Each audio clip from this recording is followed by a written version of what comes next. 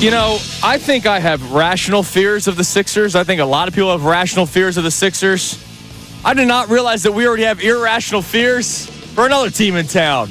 It is Kincade and Salciunas, 97.5, The Fanatic. This is Kincade and Salciunas. Joel Embiid and the 76ers are considering alternative options on his injured knee. The alternative option is the only option. It's shut him down. I think now we're getting to the point where people are going to open their eyes and just say, okay, we know what the story is. Let's stop hoping that it's going to be different. Kincade and Salciunas. John Kincade, Andrew Salciunas. 97.5 The Fanatic and 97.5thefanatic.com. And a good Tuesday morning, Philadelphia. I'm Andrew Salciunas alongside my man, John Kincade. Johnny, good morning. And a good morning to you on a Tuesday. Yes. We've had some really good run of Tuesdays. Let's keep it going. Well, the Sixers aren't helping. They lost last night. Yeah, they haven't. And they were once again embarrassed There's a difference in their performance. We put in effort.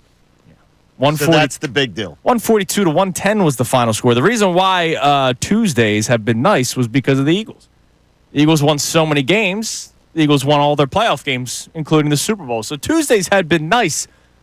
They're really nice. Until today, and we are not opening up with the Sixers, but be prepared because a 142 to 110 loss where one of your big-name players is talking about how they are not a playoff team will be discussed. But the lead story today on Action News, Johnny. Yes, but the big story on Action News.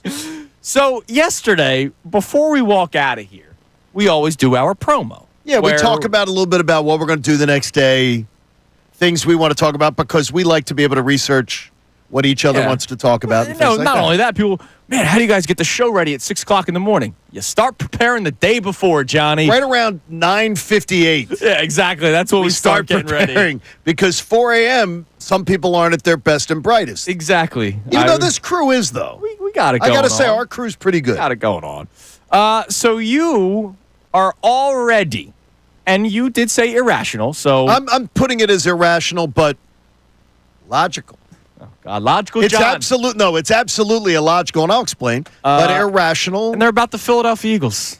2025 Philadelphia Eagles. It has been 16 days. Yeah, it's been like 2.5 weeks of fun.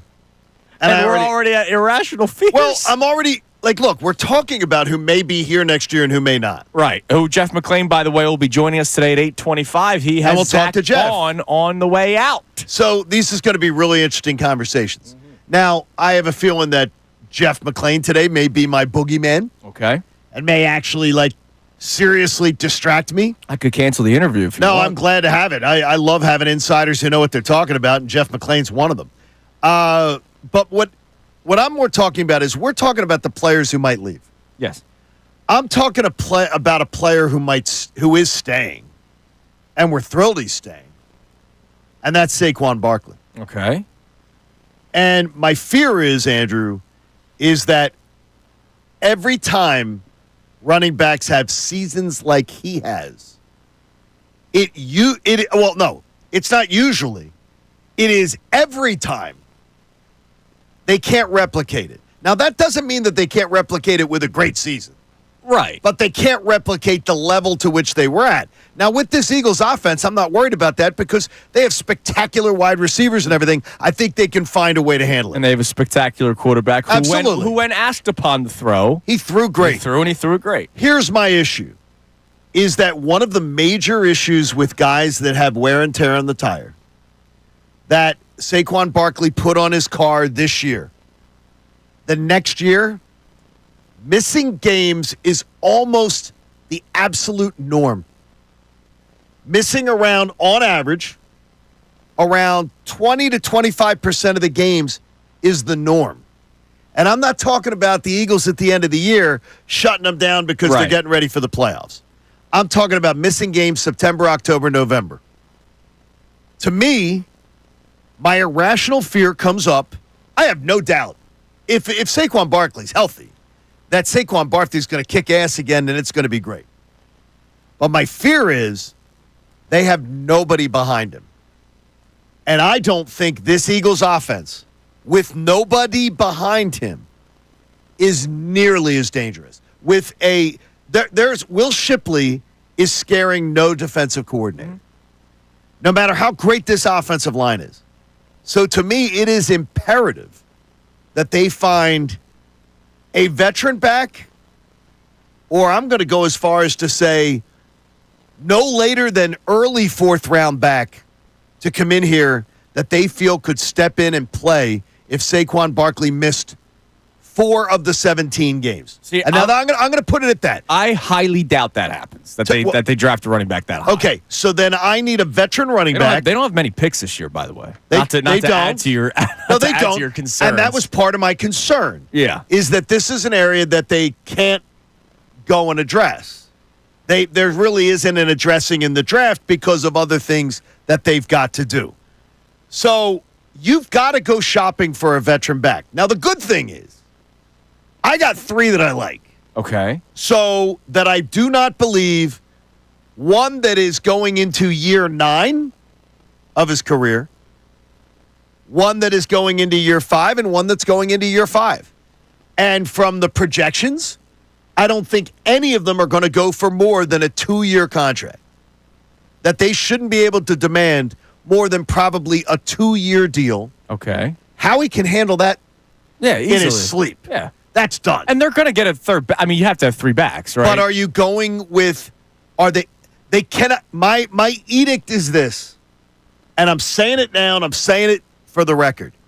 If they don't get a veteran back, and I'm talking about a veteran back that has a little bit of pedigree to them, then I believe you are playing absolutely with fire on your 2025 chance. See, now I understand that you have numbers to back it up, right? The fall off following a season like this with Saquon Barkley, and it's not just yardage. It's the carries, right? It's the carries. I understand that you have the data to back it up, but I can't live in that fear. I can live in trying to have an insurance policy. Okay, well then you know what? I can't live in fear like you're scared already. It's February 25th. I am not in any way saying I love your reaction. Because just because my mind's going there to that there's a healthy fear of what's going on, just because my mind's going on there, I don't want anyone else to have to be there where it is. There are some people who feel that way if Zach Bond walks out the door. Right. They feel that fear. For some reason, I don't, and I don't know why it is, but to the same level. But I worry about a position group that's thin. That's a thin position group. You can say every position group. They had to play 4 extra games in a lot of teams, 3 extra games in a lot of teams, 2 extra games in a lot of teams, and 1 extra game than every team in the NFL except for the Kansas City Chiefs by going to the Super Bowl, right? So correct. The offensive linemen had to play all those snaps, right? The wide receivers had to play all those snaps. Everybody on defense had to play all those snaps. So it's a rational fear, but that comes with getting to and especially winning a Super Bowl, which you're going to take. But the problem is, the difference is that the data is not there on offensive linemen, and Nerd Boy had to go check. You tried it. I know. Because I expected the counter arguments from people as far as that. There is no data that says, well, offensive linemen that played a bunch of snaps, that they're much more likely to have a down year or lose games or miss games. My big thing is missing games. And when you have a running back that touches the ball that often, right? It's historical, folks.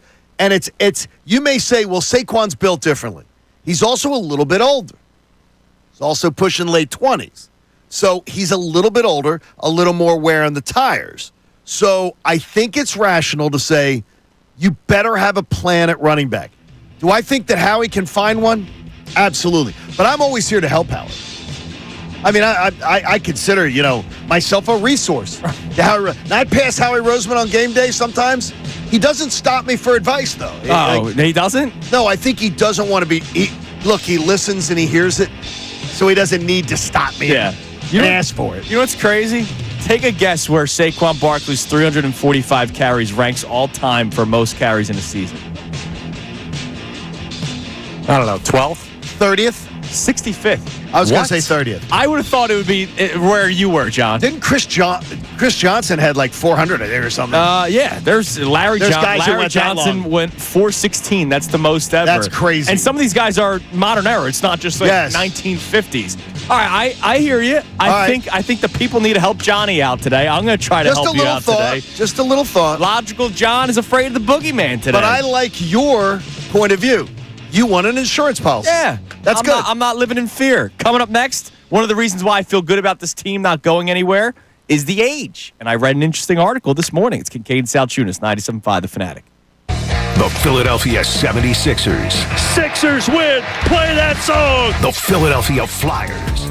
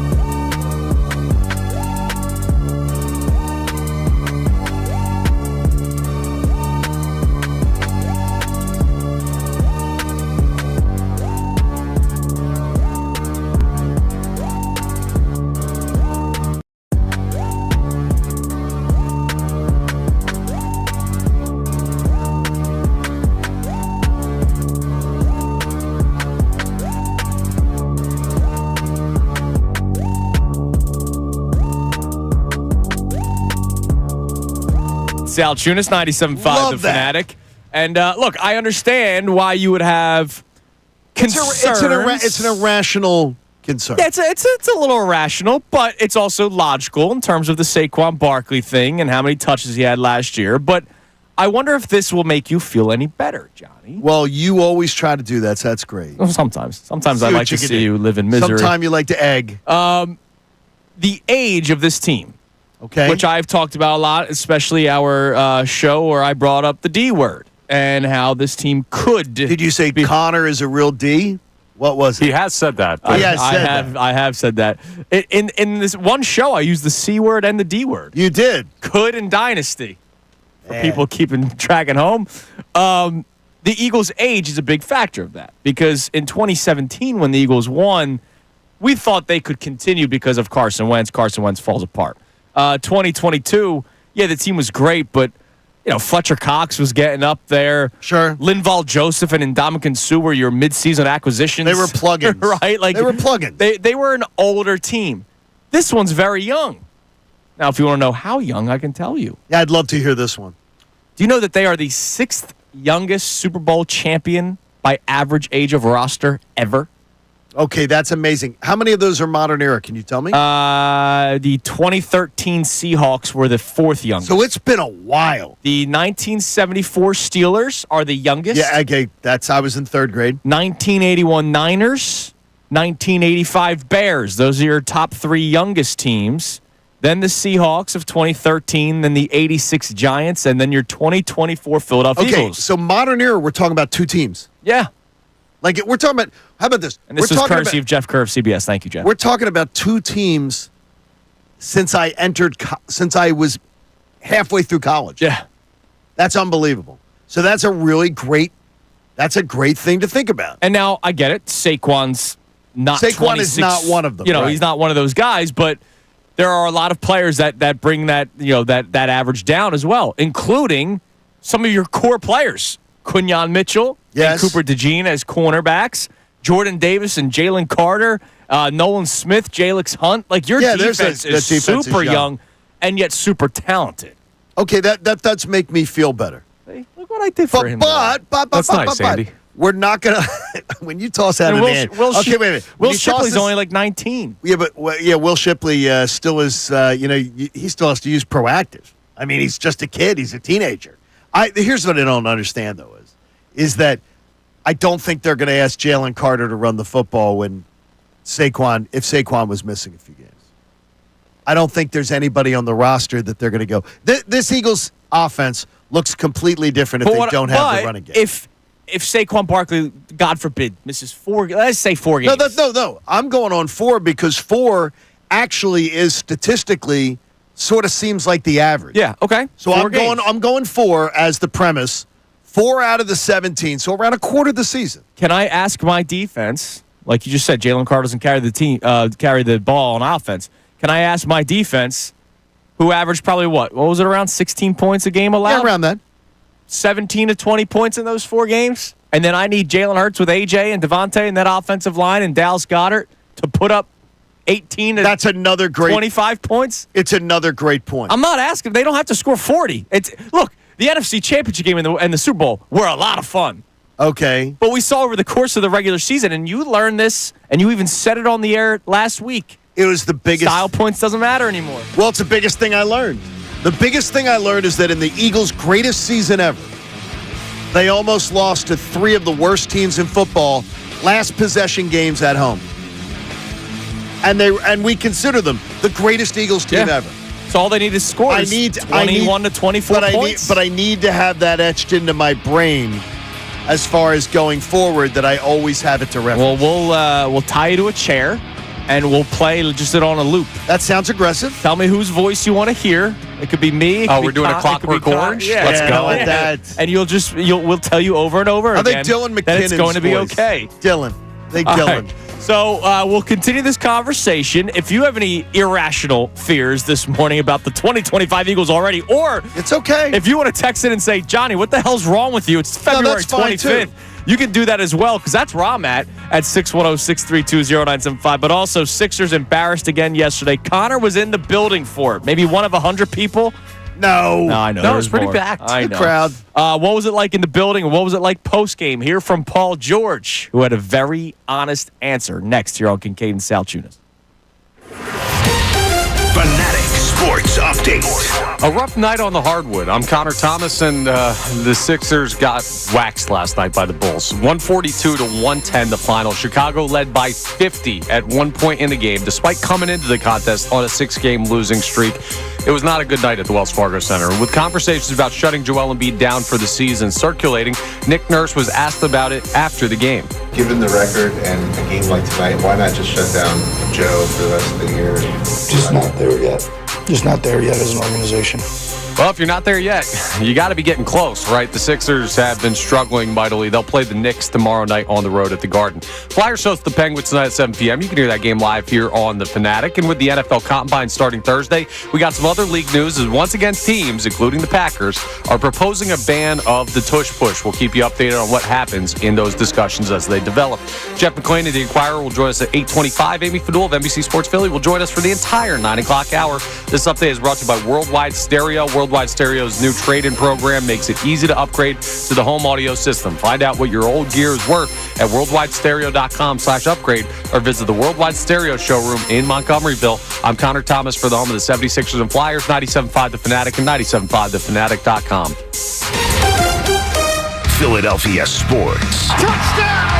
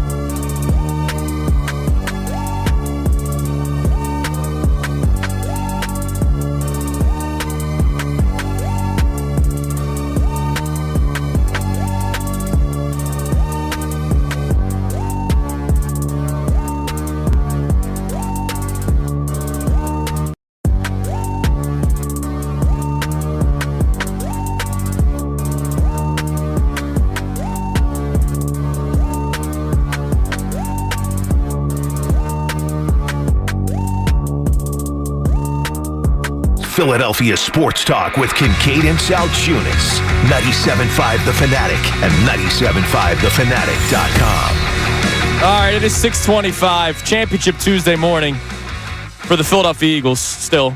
Not a Championship Tuesday morning for the Philadelphia 76ers, and it hasn't been since 1984. Yeah. The summer of 84. 83. Sorry, the summer of 83. Yeah, 83. It was season. I remember the parade, though. That's nice. It wasn't the Eagles parade. Were you still in a bassinet? It was, no. I was a high school graduate. You freaking kidding me? But it was a great thing. I still remember it. Yeah. I remember it. It was an impressive year. Yeah. It was exciting. Yeah.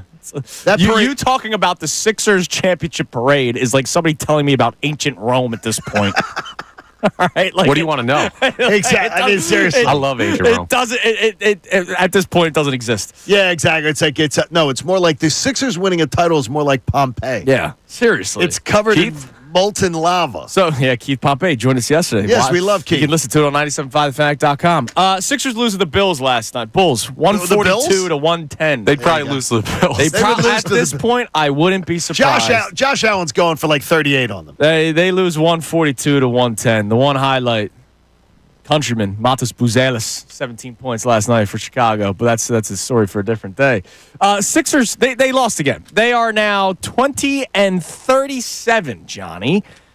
Before we get to this Paul George audio, I'm curious, Connor, you were in the building yesterday. Yeah. And you said it was a decent crowd. What was the tone of the crowd throughout the course of the game, especially after the third quarter when the Sixers were scored 40-18? So there were 3 acts from the Philadelphia 76ers faithful last night. Okay. The start of the game was kind of just this, hey, we're here. Let's see what happens type of thing. Yeah. There wasn't really a live crowd, but it was busier than I thought it was going to be. It was a pretty full building. I would say like 70-75% full. Okay. So that's good that the turnout was solid. What's not good is that by the end of the first, start of the second, they were getting smoked already, and you could kind of feel it. So the boos started coming out basically every time out, and loud boos.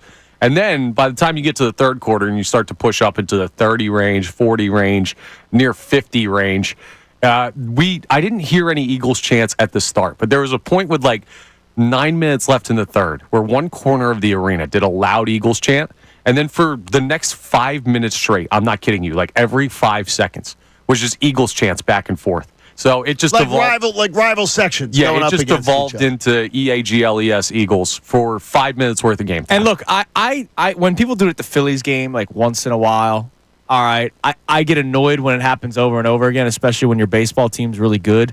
When it's happening at a basketball game, when your team is failing as much as it is right now, You find it what? no, I'm proud of the fans in the building because Well, humorous. that's a message toward ownership too. Sure it is. Like, yeah, we're here, but the team we're still thinking about is the team that actually has success in the city. I like it. I have no problem with it. The other day at the Flyers game, the Flyers were playing well, and the gentleman in front of me went nuts because he goes, God, I hate this. My wife hated it too. Yeah, I'm that there were anti-chant. Eagles chants going on at When the my Flyers team's game. playing well, I don't need a chant. And at the time, the Flyers were up 5-3 in the third period, and people started Eagles chants, and it was pissing my wife off. She's like, this is a Flyers game. This is about the Flyers. I'm okay with one, Yeah, okay, I'm fine with especially one. when you just won the Super Bowl. Right. It was going on, but the gentleman in front of me was losing his mind. He was like, he's so pissed. He's like, I hate that. Well, maybe there's an eagle there. We don't I know. hate it when fans do that. There was nothing. And they didn't. I was surprised the Eagles didn't, the Flyers didn't acknowledge it either. Yeah, in normal circumstance, 100% I'm with you guys. Like, let the other teams be the other teams. But in Last night, man. in a year where the Sixers are getting smoked night in and night out, and the Flyers are rebuilding, and the Eagles might have just put together the best NFL team in history, Eagles chants are as much as you want. Like, I think it's more of a civic pride thing. What do you mean? Than a statement, right? It's more of a pride that. No, I think it's we're- also a statement, dude. So you think it was, well, the thing is, there was no statement to be made against the Flyers the other day. No, but I think last night specifically, Oh, I agree when it with you there. continues, Yeah, when it's dueling banjos, when it's dueling Eagles chants, right? I think that's statement, especially when you got guys like David Roddy scoring 12 points for you last night. Airballing, hitting Dembona in the face with a shot. And you got Ricky Council, fast break, just brain shuts off in the middle of the air and travels and falls down. Like this team, I could have done that. This team, you absolutely could. I could have done that. This team is a mess. And the players obviously noticed this as well. So yesterday after the game, Paul George, he showed up with a whole 19 points yesterday. One of his better efforts. Thanks, Paul. In a Sixers uniform yesterday. Very Tobias Harris of him to do it in that game. Yeah, exactly. Here was Paul George with a very honest answer when being asked about the state of the team. Regardless of who's playing, who's not playing, for this group to believe that we can be not even to get to the playoffs, but make a push towards it. I mean, we've shown no sign of a team that will compete, and we just don't have the habits of a champion or a playoff contending team would have. So to be honest, right now it's a little far-fetched. All we can do is work hard and try to just keep going for one another, but we've shown no signs of forget championship, but a playoff contending team here.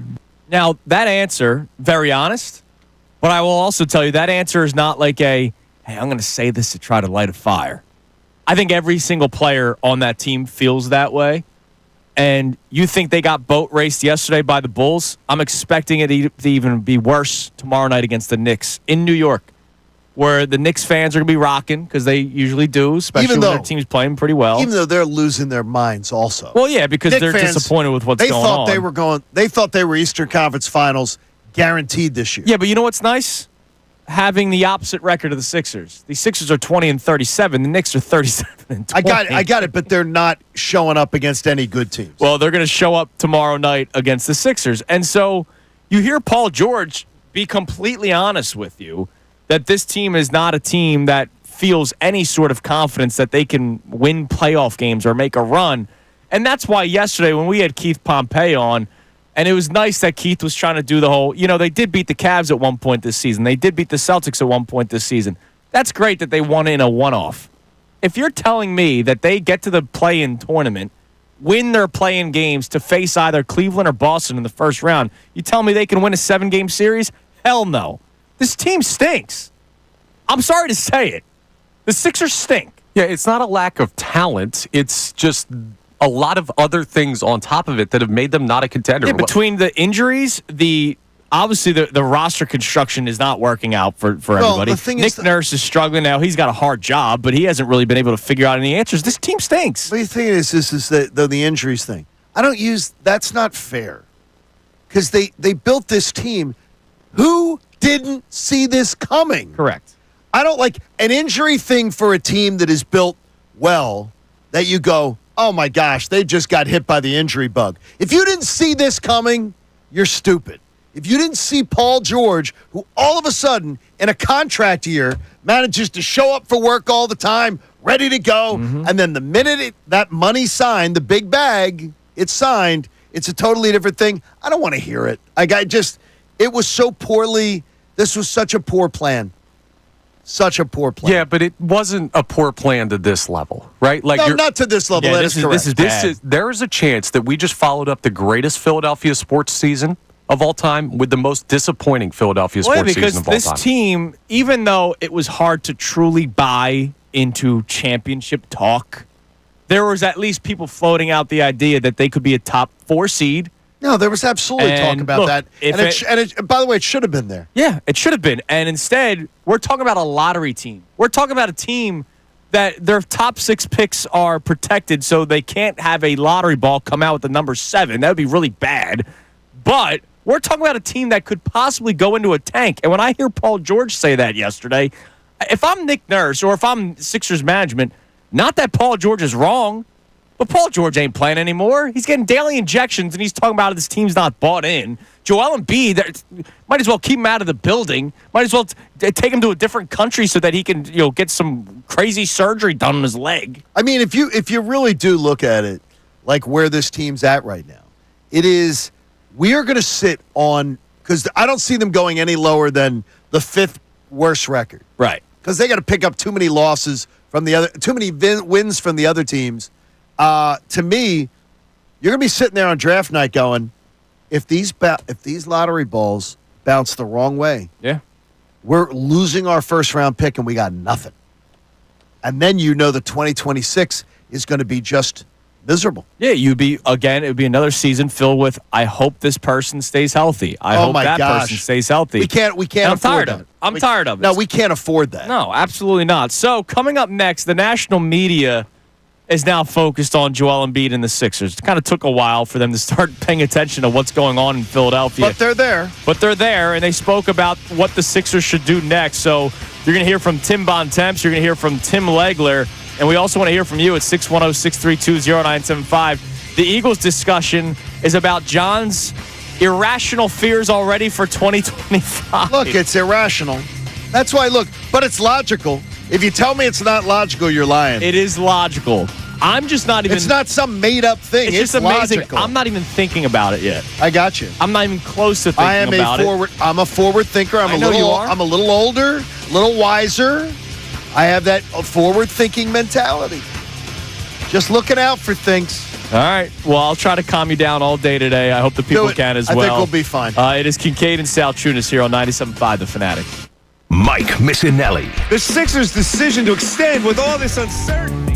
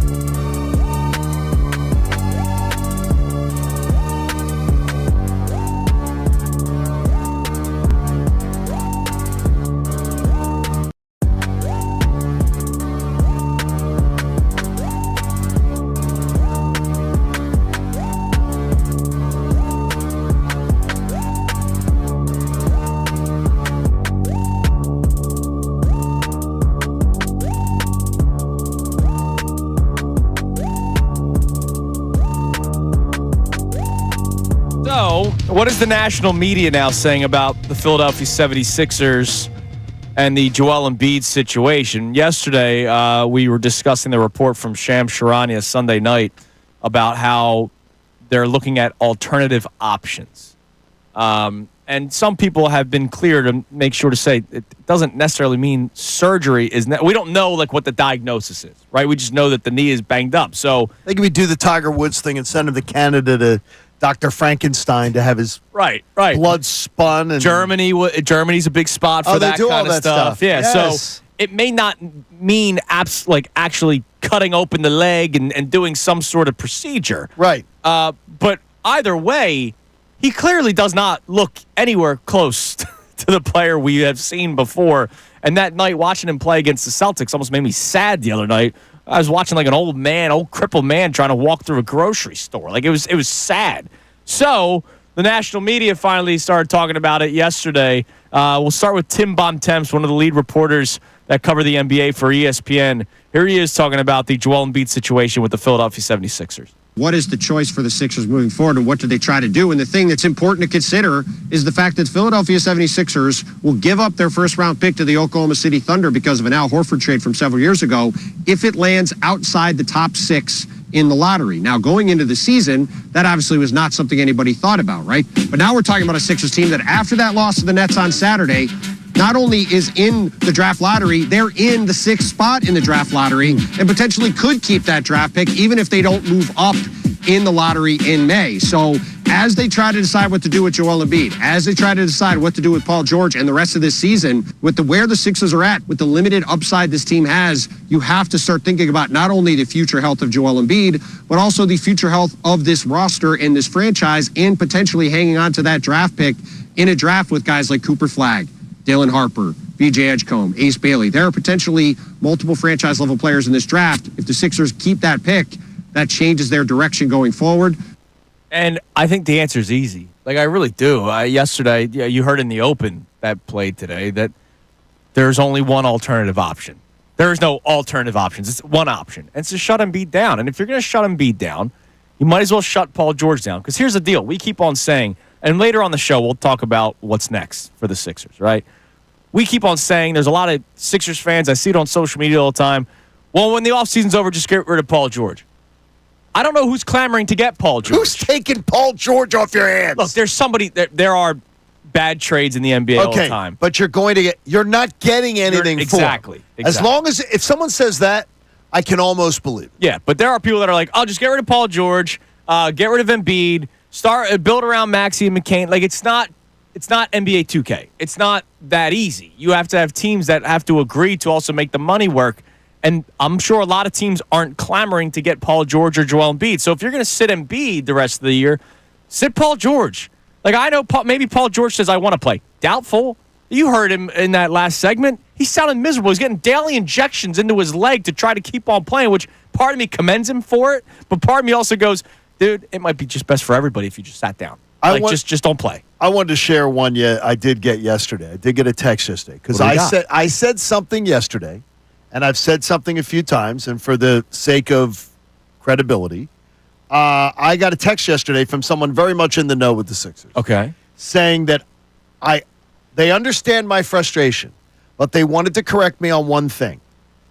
Joel Embiid did not necessarily pass up on a surgery last summer after the season. Some of the things that are being talked about now, as far as him maintaining his knee, and some of the things that they want to try to fix his knee, those were all on the table last offseason. Right. But when I used the term that he passed on a surgery, that was not 100% correct. Right, because he had already gotten the surgery. So I want to make sure that I correct that, because it's not that he passed on a surgery, but there were things presented, obviously, there were things presented to him as, these are the things we can try in the offseason. Right. And here's the rehab and the rest you can do. And instead he chose to go to the Olympics. But he did not necessarily pass on a surgery. Surgery may have been one of the options, but it wasn't the only one. So for the sake of being responsible, I'm just passing that information. Very responsible of you, Well, no, I was irresponsible. And when I use the term passed on a surgery could have been one of the options. Could have been, but there were lots of other options too that they wanted to try last offseason. Said he played in the Olympics, and he did that. Didn't and he give said the proper rest. Correct. And then he ramped up. And now the ramp up, which happened after. By the way, the ramp up, which I'm not wrong about, the ramp up, which happened after 7.5 weeks of vacation. Yeah. After the Olympics. That one you're not wrong about. Not wrong about that one. Also on ESPN yesterday, here was Tim Legler. This was actually airing on the overnight. I heard it when I was driving in this morning. Here's Legs talking about Joel Embiid and the Sixers. I just think it's time to be real about this. If you're the Sixers, you're Joel Embiid. This isn't going to improve. He's getting injections. They're treating it in different ways. He's getting some rest on different nights. They've tried that multiple times. And yet, look at what Joel Embiid, it looks like right now in the court, the way that he's moving. This is going in the wrong direction despite that method of treatment. Joel Embiid himself has said this has to be corrected, and that means going and doing what needs to be done, getting the amount of rest you need, rehab you need, coming back next season. So for me, this season isn't going anywhere, particularly the way Joel Embiid looks, and I expect him to continue to look like that the rest of the year as long as he is available to play. You've already had Paul George dealing with a bunch of injuries. It's time to be real about this if you're the Sixers. Let Joel Embiid go get the surgery now. It gives him a head start on trying to be ready at the start of next season and hopefully get some return on this investment for the Sixers at the end of his contract because he's got 3 more years on it. And the thing is, when do the Sixers realize this? Or when does Joel Embiid... I don't know who needs to make the final call. When does somebody realize what we were saying yesterday? Tim Bontemps, you just heard. Tim Legler. This season's not going anywhere, so why keep on pushing through? Because they're worried about next year's season ticket sales. And I think last night's crowd may have been perfect for getting them nudged in the right direction. Worry about keep the main thing, Damn guys. right, man. The standard is the standard. Listen to it, because the standard right now is not set well. Yeah, not set well. And oh, by the way, is anybody clamoring right now to buy season tickets? Well, look, all right. So I watched Joel Embiid hobble up and down the court against the Celtics. I wasn't picking up my phone saying, "Oh, I got to call a ticketing agent." No one wants that. Not right now. Not right now. All right. Hopefully, it can all work out. Yeah, hopefully. All right, coming up next, we will reset the show. We'll check our text line for the first time this morning on either our Eagles or Sixers topics at 610-632-0975. Also, the push to ban the Tush is heating back up, Johnny. Are you banning the Tush or are you banning the push? Oh, sorry, the Tush push. Banning both, I think. Weak. Oh, weak sauce. It's amazing, though. And the people that jump out of the woodwork yesterday, this should be banned. J.P. Finley. My buddy Joe Shad. Yeah, well, he's the front runner. I mean, I'm not calling him a loser, but when it comes to this, he's a loser. It's Kincade Salciunas, 97.5 The Fanatic. Fanatic Sports Update. Sixers get smoked. I'm Connor Thomas, and the Sixers got absolutely smoked by the Bulls last night, 142-110. Chicago led by 50 at one point in the game. Despite coming into the contest on a 6-game losing streak, the Sixers extend their own losing streak, and with conversations about shutting Joel Embiid down for the season circulating around, Nick Nurse was asked about it after the game. Given the record and a game like tonight, why not just shut down Joe for the rest of the year? Just not there yet. Just not there yet as an organization. Well, if you're not there yet, you got to be getting close because it has been rough on the hardwood. Sixers play the Knicks tomorrow night. We have that game on the Fanatic tomorrow night. The Flyers host the Penguins tonight at 7 p.m., and you can hear that game also live here on the Fanatic. With the NFL Combine starting Thursday, we got some other league news around the NFL. Once again, teams, including the Packers, are proposing a ban of the Eagles' tush-push play. We'll keep you updated on what happens in those discussions. Jeff McClain of the Inquirer will join us at 8:25. Amy Fadul for the entire 9 o'clock hour. This update is brought to you by Natural Lawn of America. Get free seeding every year. Call 800-FREE-SEED now. I'm Connor Thomas for the home of the 76ers and Flyers, 97.5 The Fanatic and 97.5thefanatic.com. Ricky Batalico. Why I put him in number 5? Well, that way you could skip him when you want to skip him.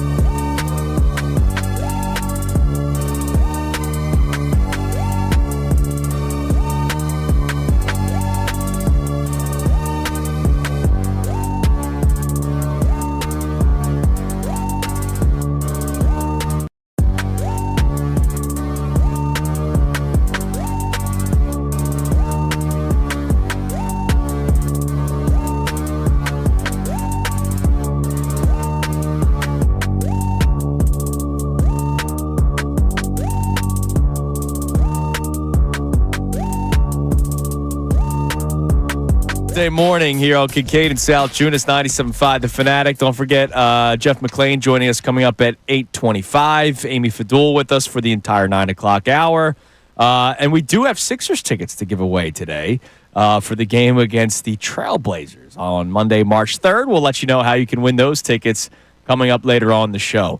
All right, let's check the text line here before we get into this tush push conversation because, my God, the wimpy, whiny babies out there. Oh, my gosh. But breaking news this morning, Connor, I don't know if you saw this. Andrew and I just saw it last break. They are removing all the urinals in Lambeau Field. Oh, yeah? Yep, just stalls now. Got to sit down now? Just stalls now. They have, literally, as a franchise, everyone has to sit. No more urinals. It's honestly, they are such a weak ass franchise. They should put it in the trough. Well, I love a good trough. No, the trough's excellent. Do they only they may have troughs? Do they have urinals? Green Bay had urinals. Okay. I mean, when I was there, Green Bay had urinals. But they used to have the trough at the old Fulton County Stadium. They had it. Yeah, but it was like it's not. First time I used the trough was at Heinz Field. Really? Back in 2004. It was a riveting experience. That's a becoming the man type of experience, right? It's a splattering type of experience. I walked in, I was like, what the hell is this? Don't wear your good pants, boys. Yeah, exactly. Here comes the splatter. All right, so here's what we're talking about today. John opened up the show with irrational fears for the 2025 Philadelphia and it's Eagles. won. It's February 25th. Yes. The Eagles won the Super Bowl not even 3 weeks ago. That is correct. And it's about Saquon Barkley. Well, we're talking about all the other things we're fearful of as far as the who may leave in free agency. This is one to me that nobody's talking about, but I think it's a major issue. Now, we had a tweet from Eagles fan 33 who normally is after you. Normally, he's like attacking John. Now, the funny thing is that we and did. It's always wrong. We have disagreed. We have disagreed at times. The first time I remember his tweets was about the banner that was flown over that said, no more lies or fake news or whatever. The thing is, though, but he's not an a-hole. No, like he seems like a good dude. I also think seems like a good. If over a beer at a Philly Sports Trips tailgate, I think I'd really enjoy Eagles fan 33. I think he also realized that every player has since said that the Brandon Graham story was true. Yeah, it was. Including A.J. Brown just the other day. He had that one wrong. But he seems like a good dude. But he chimes in saying, I wouldn't say irrational. It's so hard to imagine that the Birds just won't be good next year. I will say that I'm fearful of injuries only because they were very healthy all year. It's almost impossible to have that same fortune 2 years in a row, and that's to your point about Saquon. He also says, I guess an irrational fear I could reasonably imagine is that the offense takes a step back under Kevin Patullo. Even though I don't think they will, it's a great question, but now it makes me wonder if I'm overconfident going into next year now. Look, the Patullo thing, how many times have we talked about it? That's a total logical concern. It is a logical that a guy concern. with no play calling experience doesn't necessarily do all that well, and the offense takes a step back, and we're reminded of just 2 years ago when Brian Johnson called 75 bubble screens a game. But I'm going to tell you right now, is that the whole Kevin Patullo thing, I'm willing to just let it breathe. Let it breathe until we get to the summertime. And just, if he brings back all the personnel, I got to think he's not a moron. I think the man is attentive enough. He'll be able to figure something out. Yes. He'll figure something out. And I'm going to give him that small benefit of the doubt. All right, what do we got on the text line, Connor, about John's irrational fear of the Philadelphia Eagles? If you have other irrational fears, feel free. Or if you're like me, what's the saying that you were told to keep your feet in today or whatever? My mom. My mom left me the refrigerator magnet. She had all these magnets all over her refrigerator. And she bought them for different people in her life that she thought of. Yeah. So when she died, she literally left envelopes with for it. And one of mine was, have your feet firmly planted in today. Because she said to me, it's okay to enjoy today. Damn right. And to not plan for next week or next year. Enjoy today for all it's worth. So how many days till the first Eagles game? Okay, let me give you the countdown here. Eagles opener is 191 days away. Do you know it was just 16 days ago? What's that? Super Bowl 59. My godson gets married in 11 weeks, 77 days. Congratulations to Andrew and Jess. You missed the point I'm trying to make. Yeah, Liv's graduation day, 72 days away. He's missing the point I'm trying to make. You're worried about something that's 100+ days from now. I got you. When they just won the Super Bowl 16 days ago. Look, and my joy of winning the Super Bowl is great. But I'm saying if I'm going to worry about potentially Zach Bond walking out the door, I don't want to overlook something that I know I could fix in-house just to make sure if Saquon, on the average, you carry the ball that many times. Right. On the average, the guy the next year is going to miss around 4 games. 3.8, I think it is, 3.8 something. So, prepare yourself. It's amazing. Yeah, I don't think it's an illogical concern. I just think it's premature. So, well, no, that is absolutely true. I mentioned that Saquon was 65th all-time in carries for one single season. The guy ahead of him, Steven Jackson, had one more carry back in 2006. And that was for the Rams. For the Rams. He missed exactly 4 games the very next season. Yeah, I just looked at the numbers and was looking at it yesterday. And look, you're Dork Boy. Look, it's not crazy. Dork Boy had a few moments yesterday. Had a few minutes. I did watch Prices Right at night, though. Dork Boy needs a gummy. There You're it listening to 97.5 The Fanatic, WPEN, WPN, HD1, Burlington, Philadelphia, Beasley Media Group station, broadcasting live from the Comcast Business Studio, powering possibilities. Sixers on the table as well after another embarrassing loss last night. Paul George, very honest, basically saying this team is not playing, nor looks like, nor has the feel of any sort of playoff team. I appreciate the honesty. I will appreciate it when the Sixers say enough is enough. Let's shut everyone down for this season. What do we have on the text line? And then we'll get into the conversation about the Tush push. All right, so we have a check-in on the irrational concerns, and this texter has one of their own. They say tight end is an irrational concern for me. Goddard misses games. That's a fact. Tyler Warren would make one of the few draft picks count for the Eagles. Calcaterra's not going anywhere. Right, and he did just fine when Goddard was out. Really good, and I think he's only going to get better. And you got one more year of Goddard. I'm not worried about that. I do think that they will potentially address. It's okay to start thinking about who's next at tight end, but I wouldn't go into the year like concerned about the Grant Calcaterra. Look, last year if you had that concern, I think that was a total logical concern. But Grant Calcaterra showed you that he can fill in for Dallas Goedert and play very well. When did. Goddard was out, Calcaterra was one of the better options. He didn't miss. They really didn't miss a beat with him. But again, I would expect Calcaterra and Jahan Dotson both take a step up in this offense next year. And Dotson with a full year, if only for familiarity. Yeah, exactly. Right. All right, give us one more text. All right, so we have some people checking in on the Sixers. Mike from Phoenixville says, I can say as an avid 2K player that even in NBA 2K, it's virtually impossible to trade Embiid or Paul George's contract. And I tried doing a Sixers franchise last night. I couldn't move them at all. Yeah. Okay, so explain this to me a little bit. It's when you play that game, you cannot trade players, or you cannot make a trade unless it lodges like the machine. Yeah, there's a machine that it tells you. It tells you just like money-wise. just like the ESPN one. But, yeah, exactly. But what's funny, I will say this: I saw the meme going around. Somebody tried recreating the Luka trade. Okay, and the Mavericks were not for it or whatever. Like the Lakers tried trading Anthony Davis for Luka Doncic, and the Mavericks said no. So does the computer reject a trade saying this is too stupid? Yep. Okay. Yeah, computer will do that. See, but sometimes the stupid trades actually do happen in real life. Thank you for the public service. So there is a chance, but not a great one. Not a great one. All right, so the Tush push yesterday is back in the news because the Green Bay Packers, and I love some of the tweets that I saw. I think Ross Tucker put out one saying, there will be an embarrassed fan base at some point today because we didn't know who the team was at first that tried banning the Tush push, and it turned out it was the Green Bay Packers. Bill Colarulo will tell you that I absolutely told them, I said, it's absolutely Green Bay. And Schefter will tell you tomorrow. The minute it came out, I texted Schefter, and I'm like, it's Green Bay. And he goes, why do you say that? And I said, because they have been so vocal about hating the Tush push. And it was them. So Mark Murphy is the president of the Packers. Former Redskin. And, hates Philadelphia. That was the other team I thought it could have been, by the way. Oh, yeah, after because of the stuff they pulled in the NFC Championship game.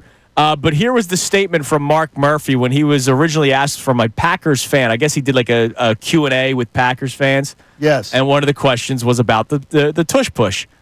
I'm not a fan of this play. There is no skill involved, and it's almost an automatic first down on plays of a yard or less. Wow. The series of plays with the Commanders jumping off sides in the NFC Championship game to try to stop the play was ridiculous.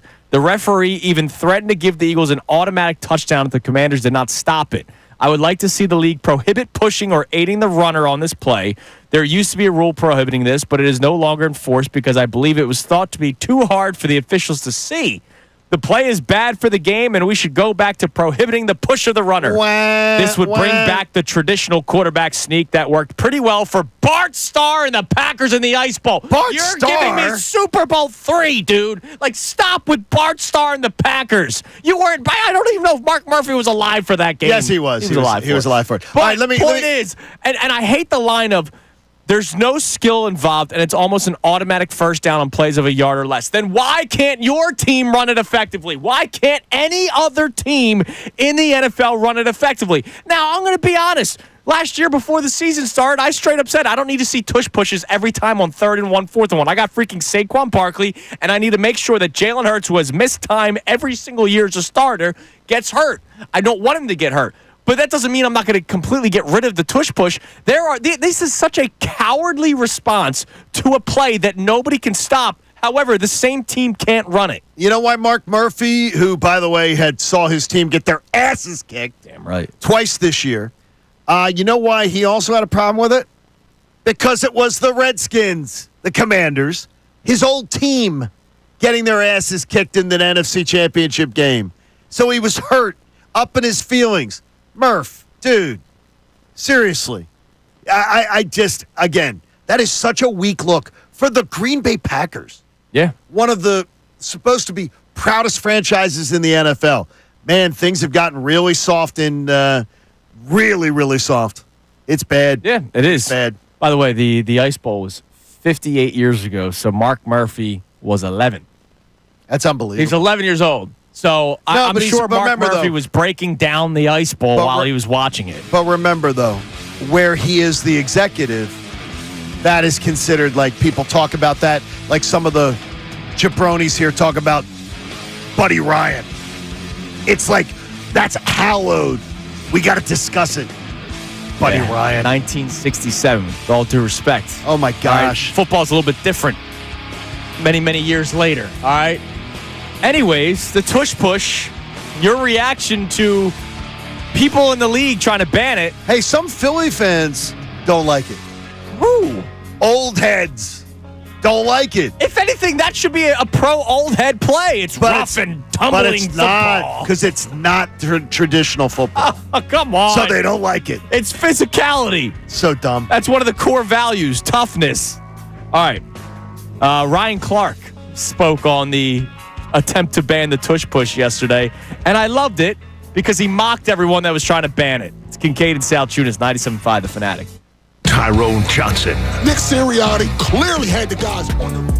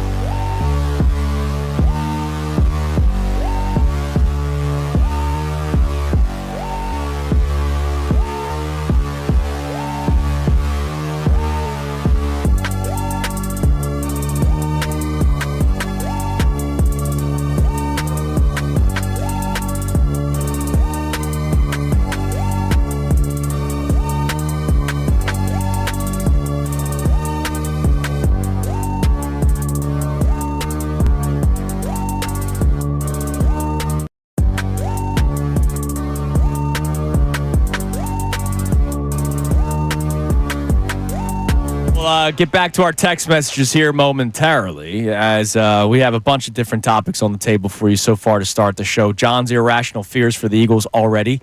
Joel Embiid and the horrible situation with the Philadelphia 76ers. And now the national media has jumped on this. And we'll replay you the Paul George audio coming up in a little bit because he sounded like a guy that's just done. And they should just they should just hang it up. A lot of the players should just hang it up. You like it? You liked his answer, though. Yes, I appreciated the honesty. I appreciate the honesty. I don't like the answer, but I appreciate the honesty. Well, you'll hear that again coming in a little bit. But also the tush push. So we'll play this Ryan Clark audio in a second. You mentioned the name Joe Shad. Yeah, Joe Shad. I used to know Joe when I worked at ESPN, and he's been down, I think, covering the Dolphins forever. So I read you that quote from the Packers president about how there's no skill involved. Yes. And how it's an automatic first down on plays of a yard or less, even though no other teams can do it the way the Eagles can. Which is really the strange part of that whole quote. So you say there's no skill, and yet only 1 out of 32 teams can do it. But that's neither here nor there. So your man Joe Shad responds, or quote tweets the quote saying, Packers president smartly explains why tush push should be banned. Smartly explains. Come on, Joe. Our own Dylan McKinnon responds to Joe Shad. Yes. If there is no skill, why can't other teams do it as well? Very good question to ask, because I have the same question. I asked Joe Shad, too. I said, if there's no skill involved, then there should be no skill involved in stopping it. Yes. Right there. You say there's no skill involved, then on the defensive side, there should be no skill just either. Put a bunch of big guys up front and stop it. But it's not. So Joe Shad responds to Dylan's question by saying, we can't have guys pushing each other, not a football play. To which Dylan responded with, you literally didn't answer the question. Yes. He didn't. That's not an answer. Everybody that's anti-tush push has no actual reason why they want it banned other than it's not a football play. And I will then ask you, why is it not a football play when it's physical? And if there is any sport that still believes in physicality and physical nature, it's football. Here's one thing I would ask about it, too. There are at least, I'm going to estimate 5-6 times in a game when a running back's carrying the ball and guys run up behind them and push the running back to get an extra 1-2 yards. Yeah. I'm going to say 5-6 times a game. It's probably more. A tight end catches the ball and guys come up and push them forward. So then all of those plays would become illegal, correct? Yeah. Yep, you got to throw the flag for all of it. Yeah. Does that be illegal also? Yeah, it would have to be. Can't have that. How many times? Yeah, we've literally seen rugby scrums in the NFL. You see guys pushed forward to get across. It's a 3rd and 3, and you got guys pushing the pile to get it across. So that would have to be, by the same logic, that would have to be illegal. So Ryan Clark yesterday on ESPN spoke about the people who want it banned, like J.P. Finley, who what's happened to J.P.? I don't know him, so I can't say anything about him. But he annoys me a little bit on social media. Okay, I was all over him yesterday. No, I get it. He covers the commodes. Yeah, and I say covers he covers them, but he also seems to be a fan. No, like us. He is. He's a fan with the Philadelphia Eagles. We don't cover the Eagles. Yeah. Right. He's NBC Sports Washington. Correct. So think of him as like an Amy Fadul. Now, Amy Fadul is significantly more intelligent, all due respect. But he's a guy that's going to want the team to win. So he lives kind of outside that realm. The Talladega Nights. You can't just say something offensive, but you say with all due respect. Well, no, Amy's a genius, so he's just below that. That's good. Right. Okay, that's really good there. Yeah, here was Ryan Clark on ESPN yesterday ripping those who want to ban the tush push. How soft do you have to be? Oh, we can't stop it. Our defensive tackles aren't tough enough. Our linebackers get hurt. Shut the hell up and bow your neck. Somebody get physical and stop the play. And as Mina says, though, it's like everything else in sports. If you don't have the personnel to do it, you actually don't do it. Trust me. Look at the Kansas City Chiefs. The Kansas City Chiefs went into the AFC Championship with an actual plan for the quarterback sneak. And so to me, to go in there and be like, instead of actually coaching, let's run away from coaching and try to outlaw this play is dumb and it's soft. And I I forget if it was Ryan Clark or somebody else, but somebody was like, speaking of the personnel, a team, whoever has Matt Stafford next year, whether it's the Rams or if he gets traded somewhere, Matt Stafford's not running a tush push. Yeah, it was in that clip. I pulled it out of there. Because, like, the Eagles... Matt Stafford is not running the tush push. The Eagles can run the tush push because they can, because they're good at it, because they have the quarterback that can do it. Not every quarterback can do it. And so, yeah, not every single... Well, clearly, any defensive line can stop it, but not every single defensive line has the beef up front like the Eagles do with Jalen Carter and Jordan Davis. There you go. So... Get beefier guys. I love Ryan Clark. That's an impassioned point of view there. Yeah, because he played. That's the other thing. Like some of the guys that are anti-tush push that never played before. Like look. Come on. Joe Schad having an opinion is like us having an opinion. Correct. That's fine. But when players, I think it was almost overwhelming. Ex-players, NFL Live crew, ex-players. They're like, what are you talking about banning the tush push? Yeah, it's ridiculous. So I do not think this will pass. I don't think so either. And I reached out to the head of the competition committee, Rich McKay, trying to get him to comment with us, come on with us. We'll see. I did not get a text back yesterday. Maybe he has me on unread. We'll see. Or maybe he has you on red. Maybe he does. I don't blame him. We'll find out. Coming up next. Stop. I have a question about the Sixers. And I'm curious to see where people fall on this. I think it's going to be... Just one? Yeah, well, this one specifically will be really easy to answer for some. And I think there's a lot of people that will have the same answer but need to be pushed toward it. Not by your tush, though. Yeah, I thought you're not allowed. It's Kincade and Salciunas, 97.5 The Fanatic. Fanatic Sports Update. Sixers stomped by Chicago. I'm Connor Thomas, and it was a rough night at the Wells Fargo Center last night for the Sixers. They lost to the Chicago Bulls 142-110. There was a point in the game where the Bulls led by 50, despite Chicago coming into the contest on a 6-game losing streak. And with conversations about shutting Joel Embiid down for the season going around, Nick Nurse was asked about it after the game. Given the record and a game like tonight, why not just shut down Joe for the rest of the year? Just not there yet. Just not there yet as an organization. So they're not there yet, but you kind of have to be getting close at this point, especially when you may have to prioritize getting a top 6 pick. Their pick this year is only top 6 protected. So outside of that, the Sixers would lose their first round selection. Sixers play the Knicks tomorrow night. The Flyers host the Penguins tonight at 7 p.m. You can hear that game live here on The Fanatic. With the NFL Combine starting on Thursday, we got some other league news. As once again, teams, including the Packers, are proposing a ban of the tush push. We'll keep you updated on what happens in those discussions. We'll talk to Jeff McClain at 8:25. Amy Fadul for the entire 9 o'clock hour. This update's brought to you by Bank of America. Whether you run a local shop or a global enterprise, Bank of America gives you access to business solutions to make every move matter. What would you like the power to do? Find out at bankofamerica.com/banking for business. I'm Connor Thomas for the home of the 76ers and Flyers, 97.5 The Fanatic and 97.5thefanatic.com.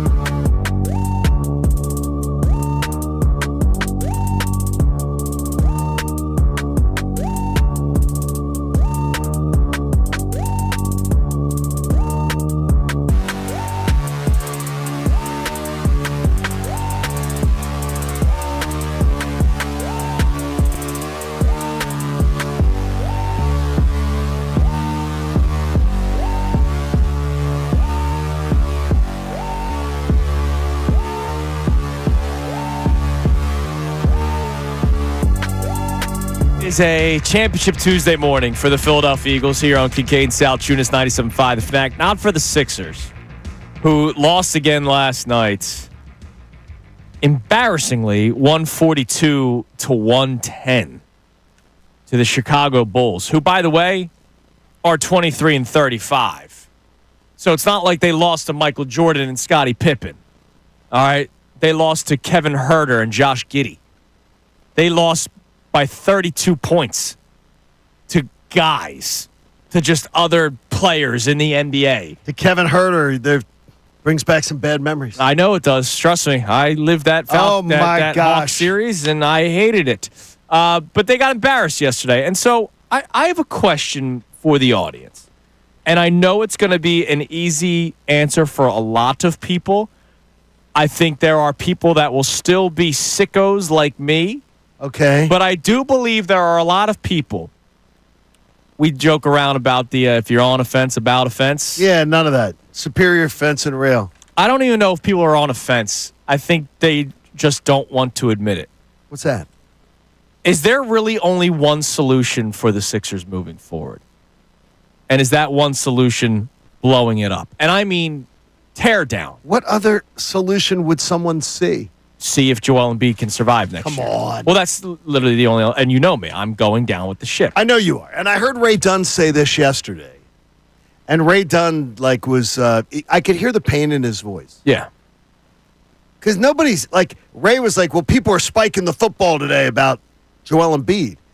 I think it's more the fact is people have been damn frustrated for a long time and are tired of hearing the happy talk about Joel Embiid. Right.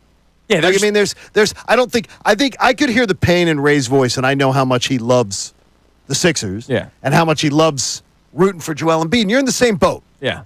I don't think it's look. If anyone is rooting for Joel Embiid to be a disaster, then you're a bad person. Right. And you're a bad but person. I saw a tweet yesterday from a guy named Alex.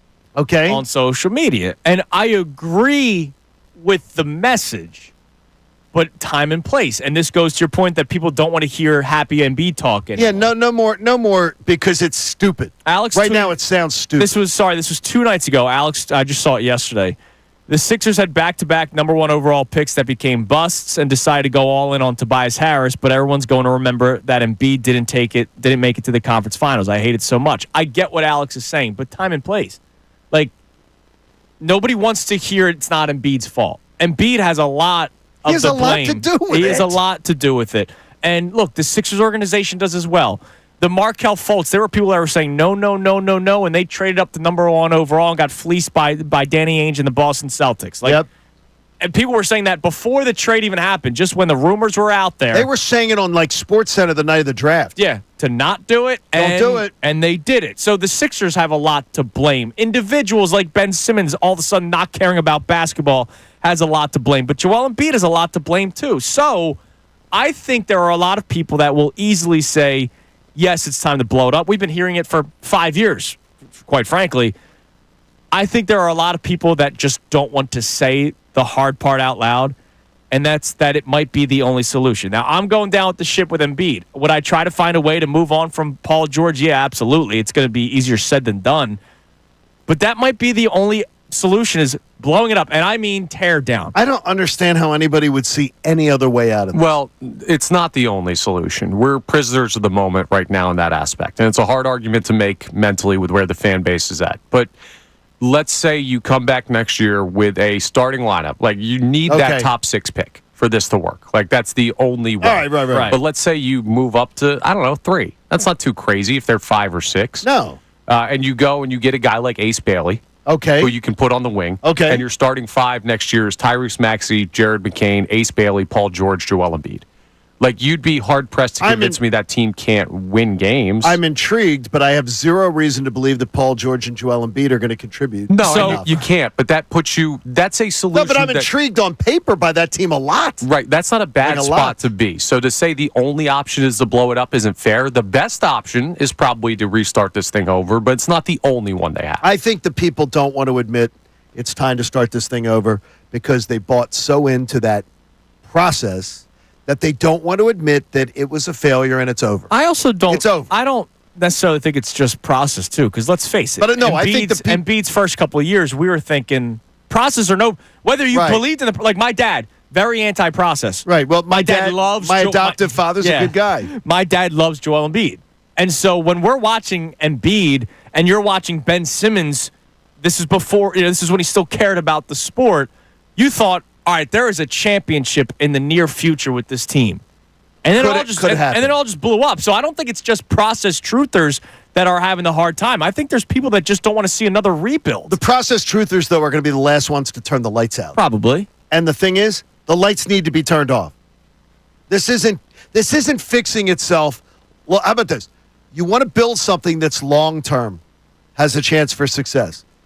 Even if Connor's starting lineup was conceivable next year, you're no better than a 4 seed. Probably no not. better than a 4 seed, which is, by the way, I look at sports, especially for stuff like the Eagles have a level of importance with me that's sometimes irrational. Mm-hmm. I look at the Sixers as entertainment.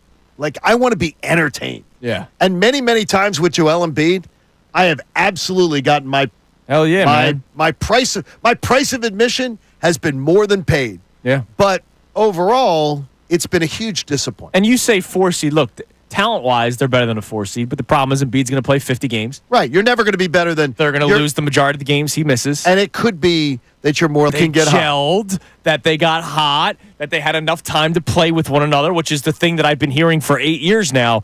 If you missed it, Paul George yesterday after the game, after the embarrassing loss to the Chicago Bulls, had a very honest response to being asked about the state of the team and the Sixers' playoff hopes moving forward. Regardless of who's playing, who's not playing, for this group to believe that we can be not even to get to the playoffs, but make a push towards it. I mean, we've shown no sign of a team that will compete, and we just don't have the habits of a champion or a playoff contending team would have. That? So to be honest, right now it's a little far-fetched. All we can do is work hard and try to just keep going for one another, but we've shown no signs of forget championship, but a playoff contending team here. Now, I will say this. You could look in the mirror and say that, Paul. All right.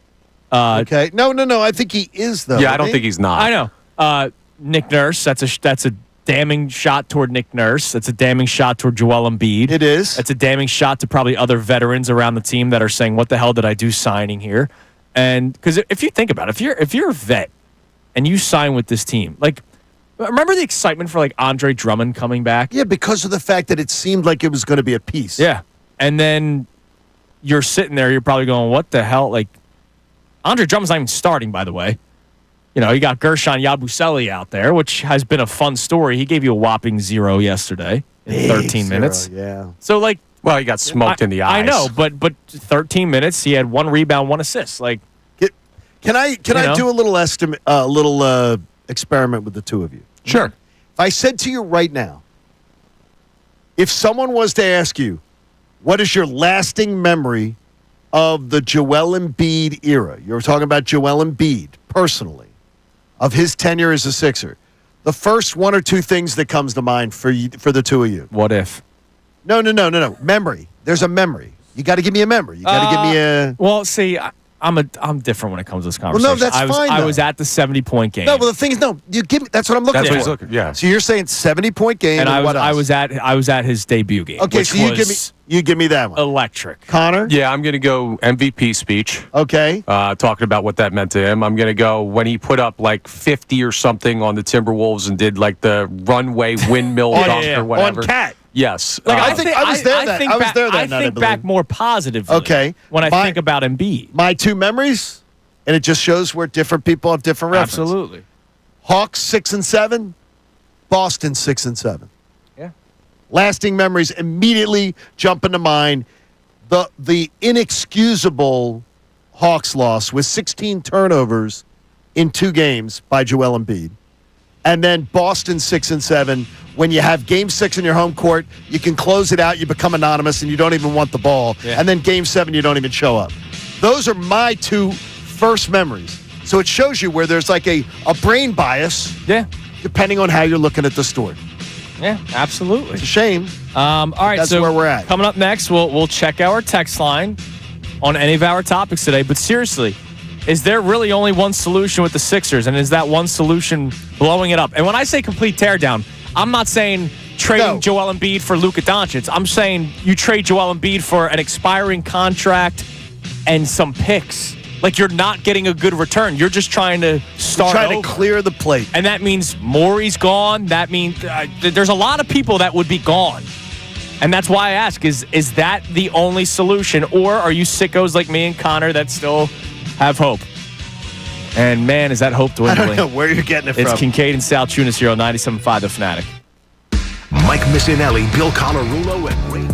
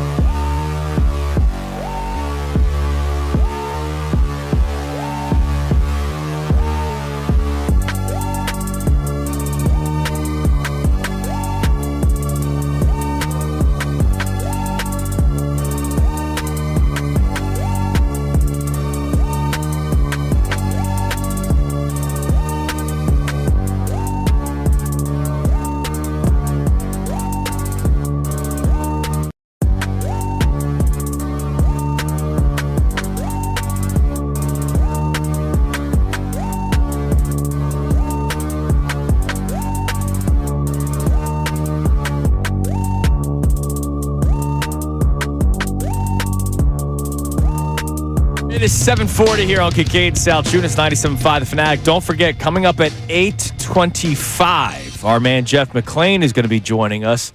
And Jeff did his annual Stay or Go article where he predicts who is still on the Eagles and who is no longer on the Eagles. And no longer on the Eagles included Zach Bond. He's scaring the hell out of people. And so we'll talk to Jeff. We'll talk to the man himself coming up at 8:25. What's his reasoning behind it? He explains it, but it's all 1 to 2 sentences because it's a big graphic. So he'll be able to dive deeper into it for us as to why he does not believe Zach Bond will be here. And if that's the case, that whole blind faith discussion we had yesterday, I think that would quickly change. Well, I mean, yeah, everything would change all of a sudden. And I want Brendan Gunn to be the first one. Because Sunday morning, I'm driving down and our own B. Gunn's like, why don't people have faith in you should believe in them. They just won the Super Bowl. And I'm like, are you kidding me? About this? About Kevin Patullo? Yeah. About, if Zach Bond goes, this city's going to lose its mind. Yeah, people aren't going to be happy with that one. All right, let's go to the phones. We'll check our text line as well as we discuss a bunch of topics. John's illogical fear, or not illogical. It's not illogical. It's logical, but irrational. It's irrational to worry about it today. Yeah. How about that? About Saquon Barkley's 2025 season when we are just 16 days removed from the Eagles winning the Super Bowl. The tush push trying to be banned by the wimpy Green Bay Packers. Wimpy. And then, of course, just Sixers reaction altogether. When you hear Paul George straight up say that this team doesn't have the making of a playoff team, let alone a deep playoff team. Or the work ethic, not the practices. Yeah, everything. Yeah, it's not good. How do you react to that? I think we all see it, but when you hear a player say it, it's almost like, oh, God, it's worse than what I just expected from 30,000 feet above. Let's go to Ron in South Jersey. Ron, you're on 97.5 The Fanatic. Well, gents, I'm sitting here just... What's up, Ron? Oh, John, I was going to call you with the bad news. No, I'm kidding. No, don't do that. No, don't do that. I'm just kidding. Listen, I think it's time. I agree with you. It's time to reprocess. Game over, season over. Keep McCain, keep Maxey, and any other veterans who may want to stay on and play, and start it over You again. are a season ticket holder. 20 games. You were an investor in this product, too. Yeah, oh, absolutely. And I talked to listen, I had a 10-game plan. They signed Paul George. I'm like, look, and they're really trying to win. Nobody knows that Embiid's hurt. I call my guy, yell at him for 20 minutes. He goes, well, read the back of your ticket. If somebody's hurt, we can't control that, which I get. Right. But Yeah. the product last night was brutal. Did you see the 3-on-1? Yeah. We mentioned it. Ricky Carey, his brain stopped. Oh, my God. No, and then Abu, it says, you got to come away with points on a 3-on-1. Down by 50 at one point. It's unwatchable. They were outscored 40-18 in the third quarter, Ronnie. No, it was. It's high school basketball right now. Ronnie, you're still basking in the glory of the Eagles, though, right? Well, how could I not? How could I watch I didn't even go to the parade because I was told I couldn't throw you guys beers up on the patio. I stayed back in the office and cranked. Just out get those more taxes right. Yeah, I'll be seeing you soon, Ron. I'm going to text you later today. Appreciate the call, man. Okay, Christina goes Friday to the Exton post office, drops off our tax paperwork to send over to Ron. Yeah. Yesterday, she pays $10 to have it sent by Saturday. Yesterday, it was still sitting in the Exton post office. That's messed up. I'm just warning the people because the doors open in 15 minutes. You are going to have a mad Latin woman waiting at the door at 8 o'clock to walk in. And I would just suggest you get her some answers. Because she ain't friendly if she's going to. I'm just telling you. Yeah, you better watch out. She wants Ron to get those paperwork. Watch out. I would just suggest I'm a big fan of the U.S. Postal Service, but they better watch out. My dad was a mail carrier. My uncles were mail carriers. I'm a big fan. I just, that's not good. No. And she wants her $10 back. Oh, damn right, man. She's calling to get her $10 back. Too. So I'm looking at just the roster. Okay. Right. And Ron goes, keep some of the veterans that want to stick around. Like, no, you get rid of everybody, right? Wait, you're saying get rid of women. Does that mean Maxey? If you're blowing it up, you get rid of he said veterans. Maxey stays. Well, is Maxey a veteran now? I don't look at him as okay. So I just want to make that Andre clear. Drummond will have 1 year left on his deal. You find a suitor for a second round pick. Kelly Oubre, they signed him to a 2-year deal. He's perfect for journeyman. He goes somewhere. And then after that, you roll Yabusele. If I'm him, by the way, I'm not coming back here. He signed a 1-year deal here, and he's made himself a case to be a decent piece on a team. A decent piece. Yeah. So he goes elsewhere, and so next year, it's if they go with the Embiid, Paul George, blow it up route, and they're gone. It's Maxey, it's whoever you get in the draft, and then it's Adembona and Jeff Dalton and another process team just with one. Yeah, but they're not going to light, and that's Maxey. In this time, they're going to do the process right. They're not going to just purposely think they're the smartest people in the room by losing. Correct. They can do it like the Flyers do it. They can do it like other teams have done it and have won championships doing it. Yeah. Like Toronto. They can do it. They absolutely can. You can get great players. You can get one player, and one player can do it for you. Yeah. One player can change your trajectory of your franchise. Right. Well, if you're going about it that way, then you don't have to blow it up, right? No, you do. You got to get rid of the two biggest pieces. And you will. Here's the thing. Like, let's live 3 years down the road. Okay. Tyrese Maxey's not going to be making any more money. He's already on a max contract. Right. And he's still going to be. He's got years and years of basketball ahead of him. Yeah. Jared McCain as well is still going to be here. Those are your two young pieces. All the rotational guys, whatever. You can find other depth pieces. You're going to have to. But in the next 3-4 years, whatever, if you just played stuff out and tried to do stuff with Joel Embiid and Paul George, and then as soon as those contracts get moved, you sign veteran players to put around Tyrese Maxey. Like, you bring in two other max stars. Who knows who's hitting free agency in 3-4 years? Like, yes, right. Staying with Embiid and Paul George through these contracts, if you can't move them, doesn't restrict you from also setting yourself up for the future, because you're still going to have two young star players. Right, absolutely. It's just that's 3-4 years from now. I understand. And that crushes, that's soul crushing to a lot of people. Yeah, my argument is not that's the best option. My argument is just blowing it up is not the only option. I got you. And look, I'm not blowing it up. It's just it's hard to say that out loud, that I'm going to keep sinking with this ship. I would also say too, and Mike brought it up yesterday a little bit on Mike Missanelli's show, that I would also follow with the whole. I don't find Embiid as endearing as you guys do. Like, you guys find him very like an endearing character. I find his performance, as I say many, many times, more than worth the price of admission. Mm-hmm. So many good memories of watching it. But the whole, after everything I've done for this city and stuff, I could name 200 athletes that have done more for this city than Joel Embiid has. The woe is me, I'm put upon. I might take the under on 200, but I understand your point. Well, if I said you 100, you wouldn't take the under. I'd take the under at 100. No, you wouldn't. In fairness to Embiid, he said that after the Marcus Hayes story came out. After everything he's done for the city, though, I still can't. In fairness, he said that after Marcus Hayes did the whole thing with his brother, which should never have happened. But don't tell me what you've done for the city. I think that was more so a message toward the man that was writing the story than a fan. Okay. Screaming that they're upset that they stink. Fair, objective. All right, coming up next, we'll reset today's topics. Don't forget Jeff McClain at 8:25. Today's headlines with Connor Thomas before that. Here on Kincade and Salciunas, 97.5 The Fanatic.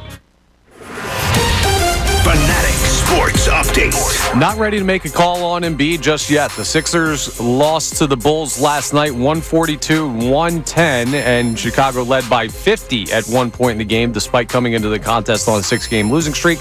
And there have been conversations about shutting Joel Embiid down for the season, with treatment on his knee not being effective. Well, Nick Nurse was asked about it after the game. It doesn't sound like the team is quite there yet. Given the record and a game like tonight, why not just shut down Joe for the rest of the year? Just not there yet. Just not there yet as an organization. We'll see if and when they do get there, but you need to have a top 6 draft pick in the first round to retain that draft pick if you're the Sixers, so you better not start winning too much. Sixers play the Knicks tomorrow night. The Flyers host the Penguins tonight at 7 p.m. You can hear that game live here on 97.5 The Fanatic. And with the NFL Combine starting Thursday, we got some other league news as once again teams, including the Packers, are proposing a ban of the Tush push.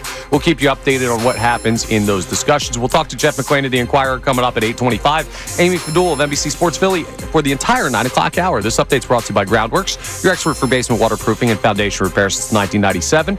Book your free inspection at groundworks.com. I'm Connor Thomas for the home of the 76ers and Flyers, 97.5 The Fanatic and 97.5thefanatic.com. Andrew DeCecco. Howie Roseman pinpointed Zach Vaughn as a player that they wanted to target.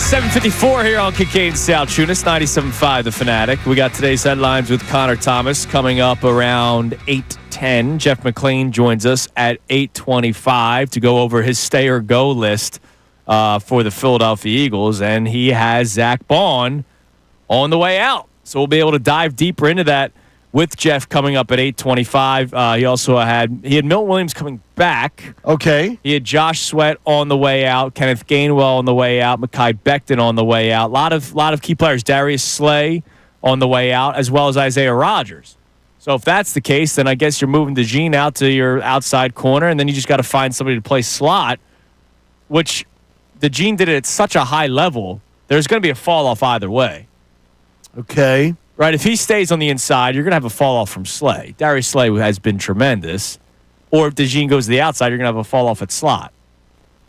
I don't. Because of how well he played. Sure, I get you. Like, you can find a good player. I'm not saying it's going to be Avonte Maddox again. It's just DeJean played it at such a high level that there's going to be a natural drop off. Yeah, I mean, yes. I don't think I think I'd prefer it if they didn't move DeJean outside. But That's what I said last week. But I trust that they know what they're doing, and and I don't know. Can we bet on whether Isaiah Rodgers is coming back? I'm sure he can, but can we bet on it? That's what I'd like to know. We'll see. I thought the jokes were done when he made the joke himself. No, I mean I think you check the tape. I think you said when Isaiah Rodgers made the joke after winning the Super Bowl on Instagram, you said, the jokes are done. Well, he's definitely got it. He won a Super Bowl 16 days ago. And you're already taking shots. Well, the over-under on that was, I don't know what it was. So the thing I think we got to remember, though, in this conversation, what do we got? It brings up an interesting dynamic about the 2025-26 Philadelphia Eagles. So better isn't always good, and worse isn't always bad, right? So if you have a guy that bats 200 in Major League Baseball and the next guy bats 210, the guy that bats 210 is better, but he's not a good baseball player. Okay. So you're talking about Marsh and Rojas. Shut up. And if you have an incredible football team like the Philadelphia Eagles, and they get worse at a position or two, worse doesn't mean bad. Right, that's why I said I got you. Natural fall off. Right, there are going to be points, though, that people are going to be uncomfortable with where this team takes a step back. And where I'm always going to try and remind people is this might have been the greatest NFL team of all time. They can take a step back and still win it all. So we have to get comfortable with a regression, knowing that they're still going to be a very good football team. All right, you're listening to 97.5 The Fanatic, WPN HD1, Burlington, Philadelphia, Beasley Media Group Station, broadcasting live from the Comcast Business Studio, powering possibilities. We've also brought up the Tush push because there is now an outcry from people, specifically the Green Bay Packers, as they were the team that tried getting rid of the Tush push. By the way, I loved it when Diana Rossini tweeted out the Packers are the team that submitted a proposal to the NFL's competition committee to ban the Tush push. Lane Johnson quote tweeted it with just the laughing emoji. And I loved the Ross Tucker's tweet. Before the team was announced, he said, legit embarrassing for the team and their fans when we find out who it is. I'm curious. I did not look. What are Packers fans saying on social media this morning? They're quiet, aren't they? Like, are they embarrassed? They're quiet. Oh, I think they are. I would be embarrassed if the Eagles tried banning something. They're getting trounced. Yeah. It's just, like, I wouldn't want my team to be the team that's, like, trying to ban something just because you can't stop it. I mean, it's so bad. The whole thing is so bad. It's embarrassing. I mean, it really is. It's terrible. It is fun, though, because I just don't like the Packers. I've never liked the Packers. Didn't like them when they had Favre. Didn't like them when they had Rodgers. Yeah. I've been to Green Bay, and by the way, it is a religious experience. I'm sure it is. It's awesome. If you're a football fan. It is absolutely awesome. But so I'm not ripping them, and they have great fans. Right. But this is a really stupid thing to do. They're probably saying we're gonna have a bunch of people back us up. We're saying the quiet part out loud. No, we're saying the quiet part out loud. They did. Two of the teams that fan bases that are the Commodes fans are the ones that are talking about it, and they're like, they're the ones talking about it. And then you got JP Finley out there trouncing it out.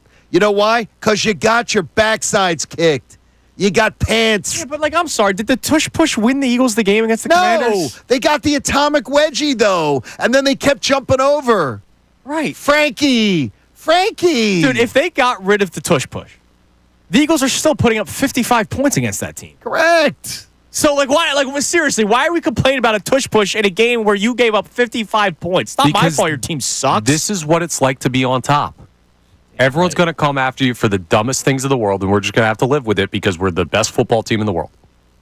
Okay. That's how it works. They're going to pick dumb arguments for the next 8 months. Yeah, Jalen Hurts won because of... Exactly. Yeah, and we know they're wrong, so don't worry about it. All right, what do we have on the text line about any of our topics this morning?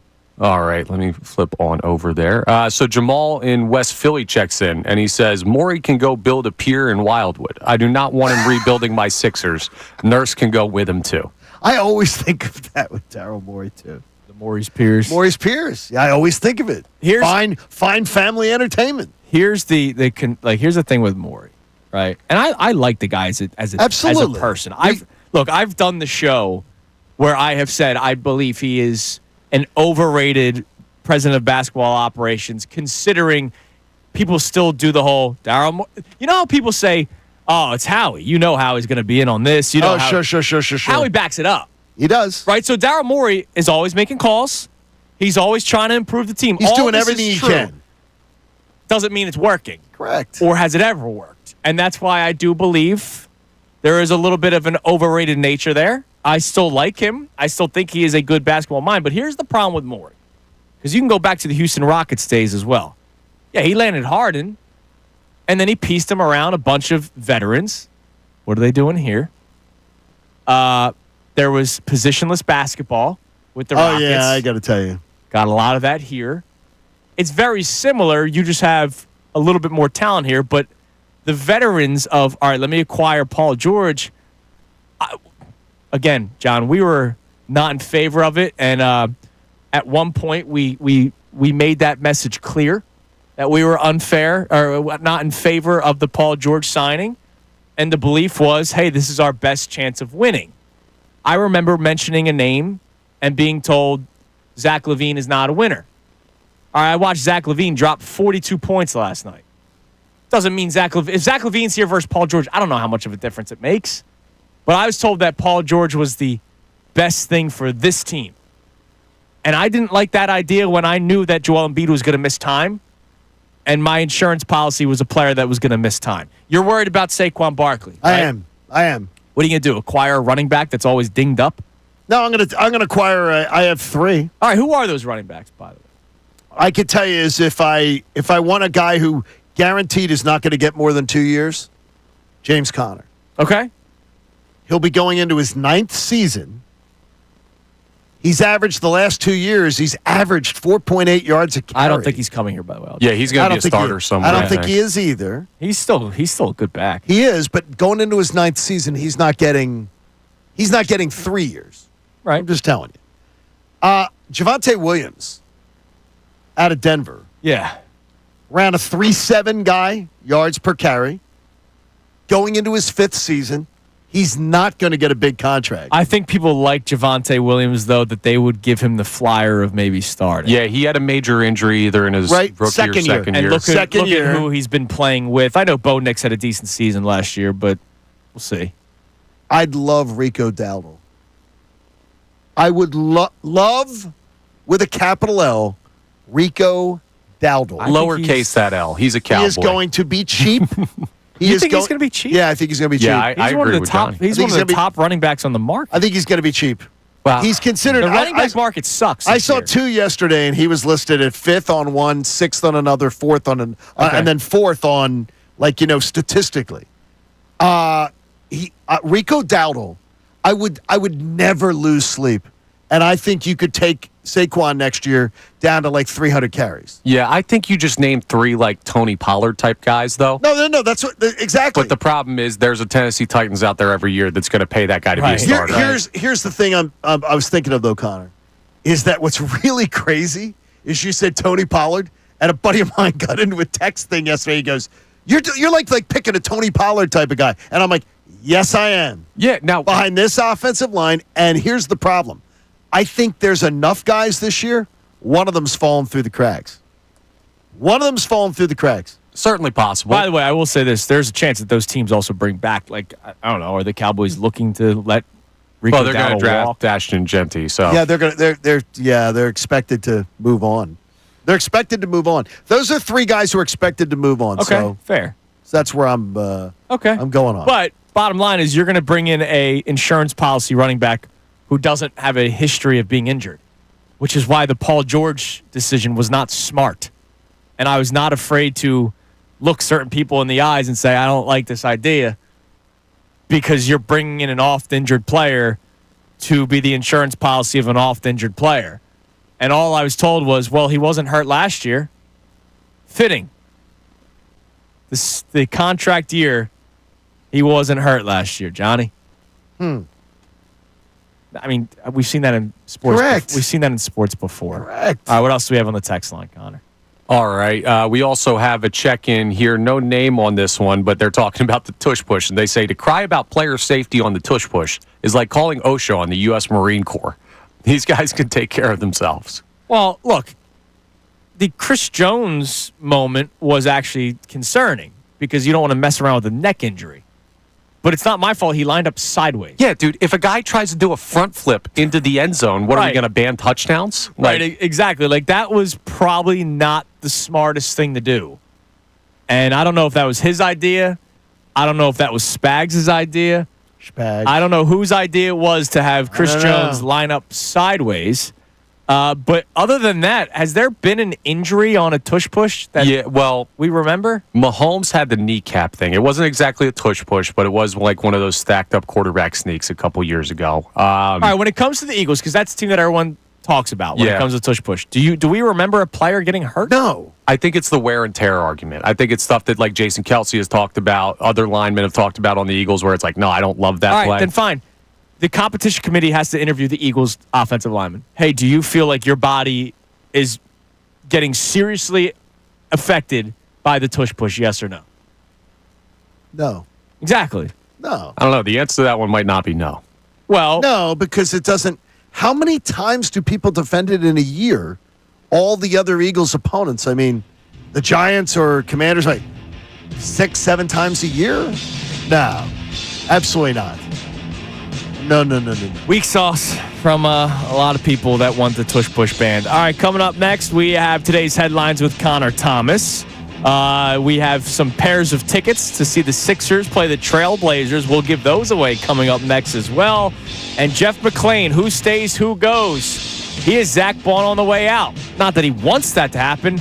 It's what his belief is. And that scares us a little bit. He joins us coming up at 8:25's Kincade Salciunas 97.5 The Fanatic. Tyrone Johnson, Ricky Vitalico, and Silvana Kelleher. The best show ever.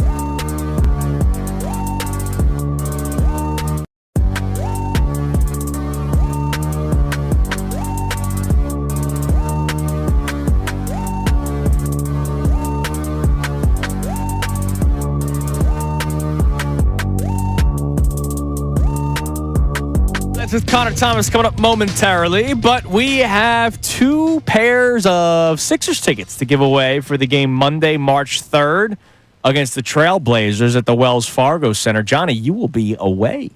I will be away during that time. So off the grid. Single game tickets are on sale now at Sixers.com. But how about we give away both pairs now? Callers 1 and callers 2 at 215-263-0975. And you'll win a pair of tickets for the game Monday night, March 3rd against the Trailblazers. And look, it is disappointing right now, but it's still a nice night out. Connor was at the game yesterday. He said he had a nice crowd out there.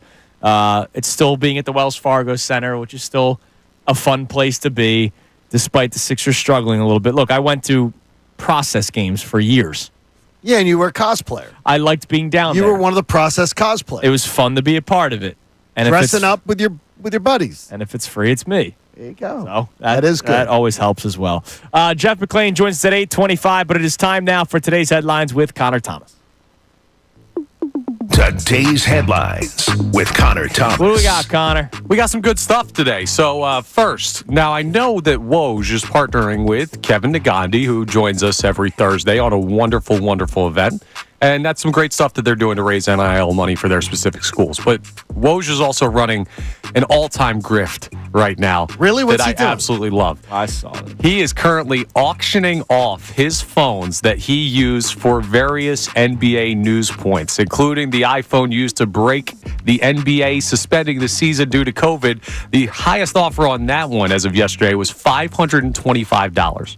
People are bidding on Woj's old phones that were used to break important NBA news.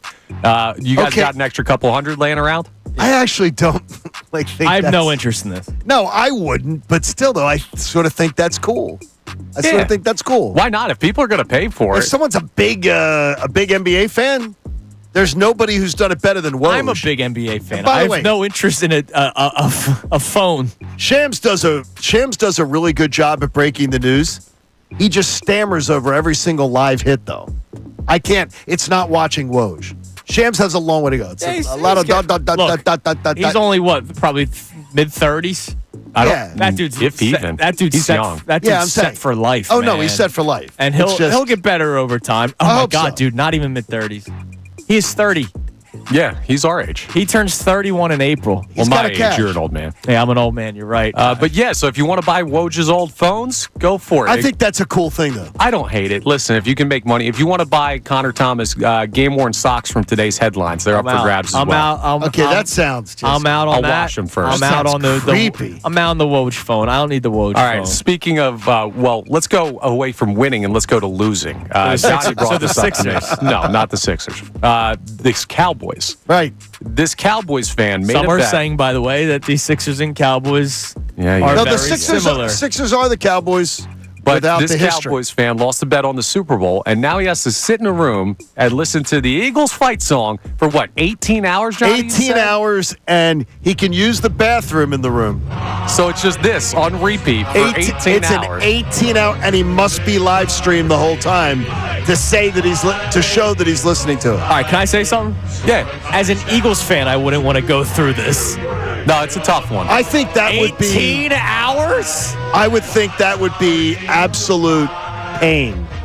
Like just any song, like being the mind worm like that. Yeah. By the way, I'm doing this. I'm taking off from work on a Friday to do this so that I can have the full weekend to recover mentally. Yeah, like I mean, that's a psychological I think that is trip. That is a trauma. You may never recover mentally from that, Dude, but so it's adorable, right? Cooper has been falling asleep singing the fight song.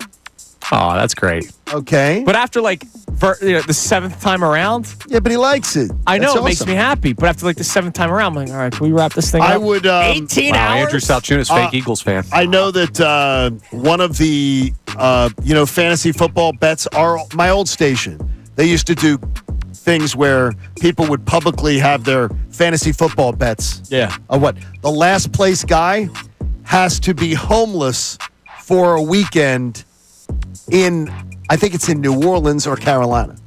Has to literally sleep outside the whole night. That's the loss. That's awful. The loss of has to go sleep on the street, and it has to be, and there will be the guys are going to document it to show that he's doing it. Oh my God. That's crazy. I would make sure to never lose. I'm out on all of these punishments. Terrible punishment. B. Gunn, confirm on the board. I believe Brendan Gunn was in a league where a guy lost and he refused to do the punishment. Okay, that's a loser. Kick him out of the league. Yeah, no, that's no. Kick him out of you. I wouldn't trust him to be a friend. He could be a friend. I think I may have also said that. I would not trust you to be a friend. If you make a stupid bet and you run your mouth and then you won't do it. His buddy TJ was supposed to try to do a comedy show, like an open mic night. And he passed out of it? Yeah. Okay, Connor, out. Yeah. That person's out of the league, friend not group. the friend group. No, that's out of the friend group. We got a new segment in headlines that I'm implementing here. It feels like good story. Mid-2010s again, and easy over there. We're going to do the live Tankathon lottery sim, boys. I like it. I got a second yesterday. I like it. Let's see what we get today. All right, here we go. What do we got? Sim in the lottery on Tankathon, and your Philadelphia 76ers. They dropped to 8th. Okay, so they don't Oklahoma City Thunder. And they don't get the number one pick. So the first one, not great news for the Sixers fans. But there's your little update there. We'll end with our replay on something that we talked about earlier. Good. If you have any irrational fears this morning about the 2025 Eagles already, or it's okay. If you want to text in and say, Johnny, what the hell's wrong with you? It's February 25th. You can do that as well, because that's where I'm at. So now on the Saquon Barkley irrational fear thing, Johnny, it feels to me similar to the Zach Vaughn conversation, right? Okay. Where you should have faith that, like, if it's so strikingly obvious to us that there's going to be a need there, and if Kenneth Gainwell leaves, it will be strikingly obvious. It's not something I have concerns with because there's no way they come in without, like, a bona fide backup running back. Like I worry that it's just going to be another youngster. Like a draft I want it to be a veteran. I want it to be a veteran back. I don't want it to be another unproven back.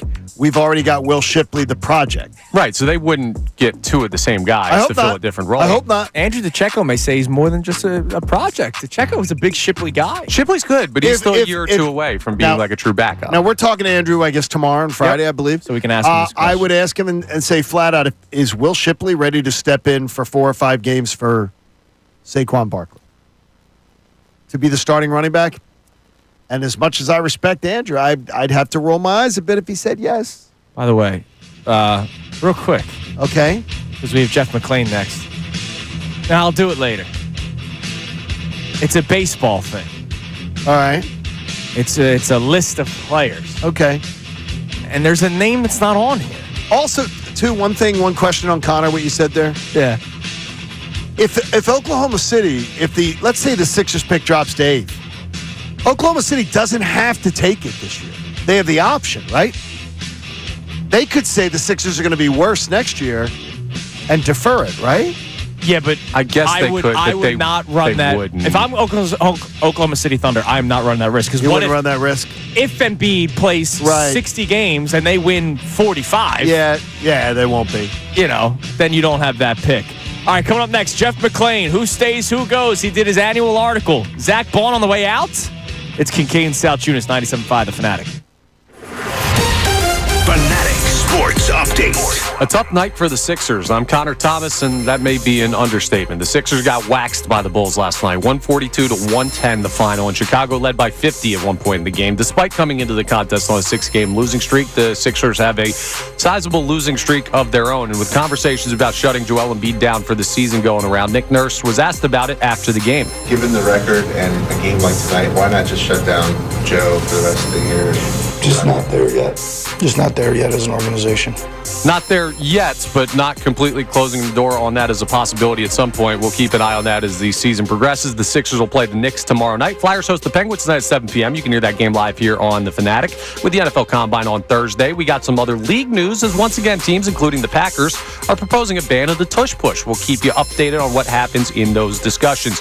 Jeff McClain of The Inquirer will join us next. Amy Fadul will join us in studio for the entire 9 o'clock hour. This update is brought to you by Corona. Join 97.5 The Fanatic this Sunday at Patty Wax on South Street starting at 2 p.m. You got an opportunity, or rather for our next Sixers event for the pregame watch party with Andrew Salciunas. You can enjoy some great deals. Don't miss out. Check out the details at 975thefanatic.com. Please drink responsibly.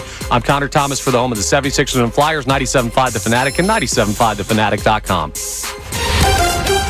Vacation? Business trip? Don't worry. You can still hear all your...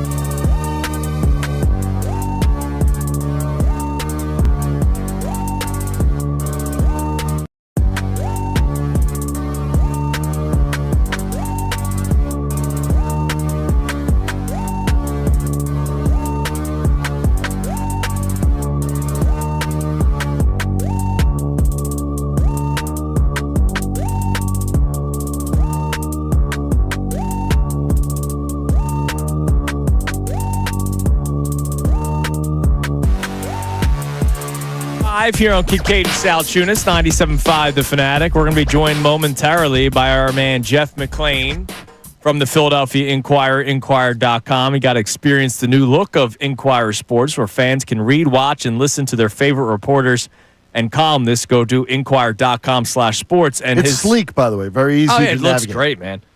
His annual post where he does the stay or go. Based off of his reporting, his opinion, it's not anything personal.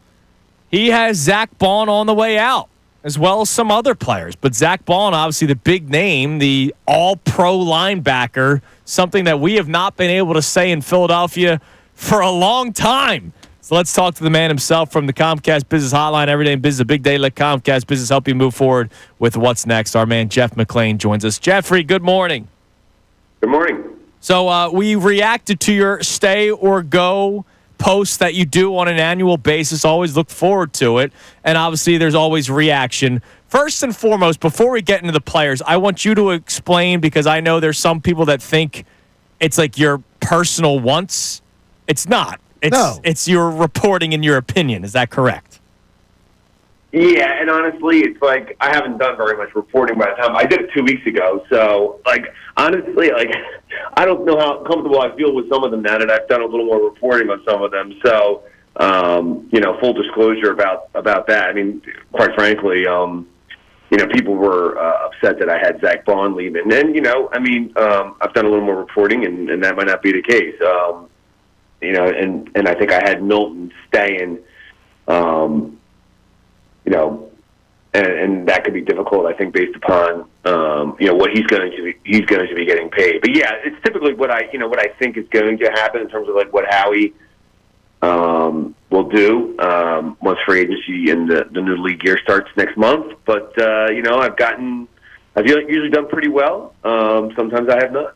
But so now all of a sudden your feeling towards Zach Baun may be changing, because you do have him as a go on this post, but you have a good feeling he might be back?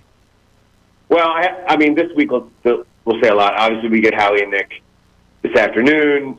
We'll be able to talk to them. I get a better reading on that, and yeah, I've already done some reporting. Not yet ready to go there entirely, but I mean, look again.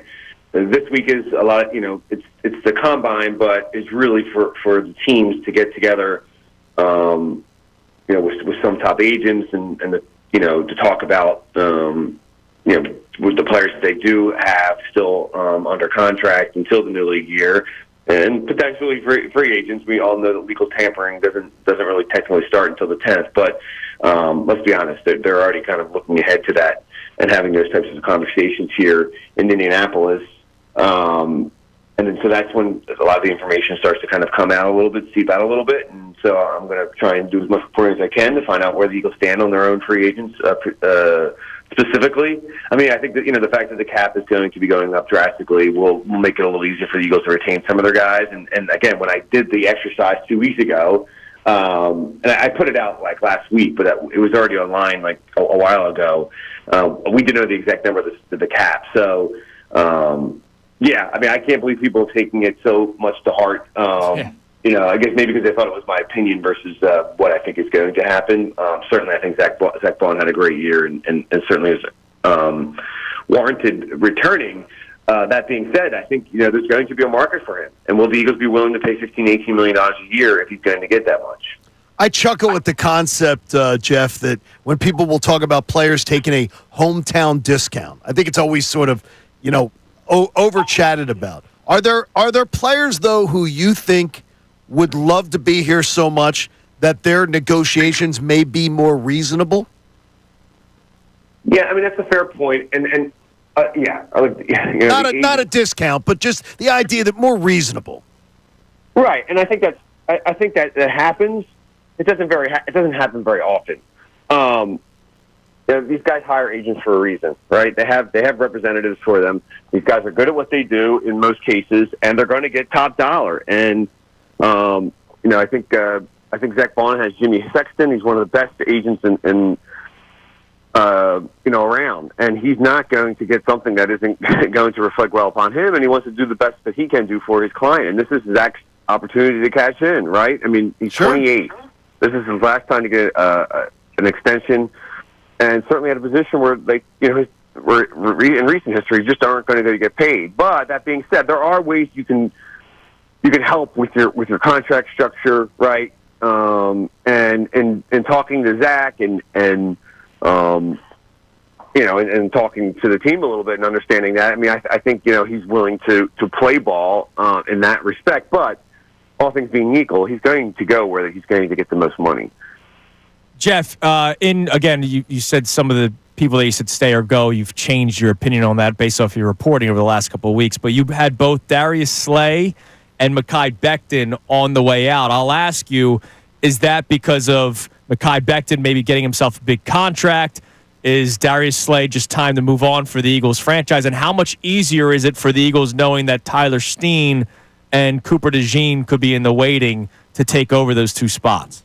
Right. I still feel like Becton's going to be hard to retain because I think he's going to get a fair amount of money on the market because someone's going to see him as a starter. And the Eagles weren't paying him starting money, right? And they have guys in the bullpen that are ready to step in that role, and I feel like they're going to address offense. They're always going to be addressing the offensive line. So I think I still think that he's a go. Slay, as I wrote in my comment, I think it's a real tough decision. I honestly, if you want my opinion, sure, I'd bring him back. I thought he played phenomenally this year.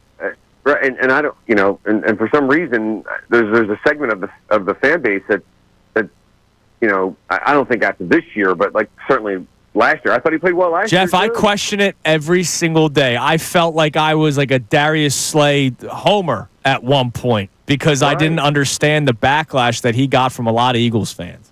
Right, Slay's good. Now, look, he doesn't have any guaranteed money left on his contract, so that's you look at that, and he's at 34 years old. I mean, what are they going to do? They're going to have to restructure the deal, right?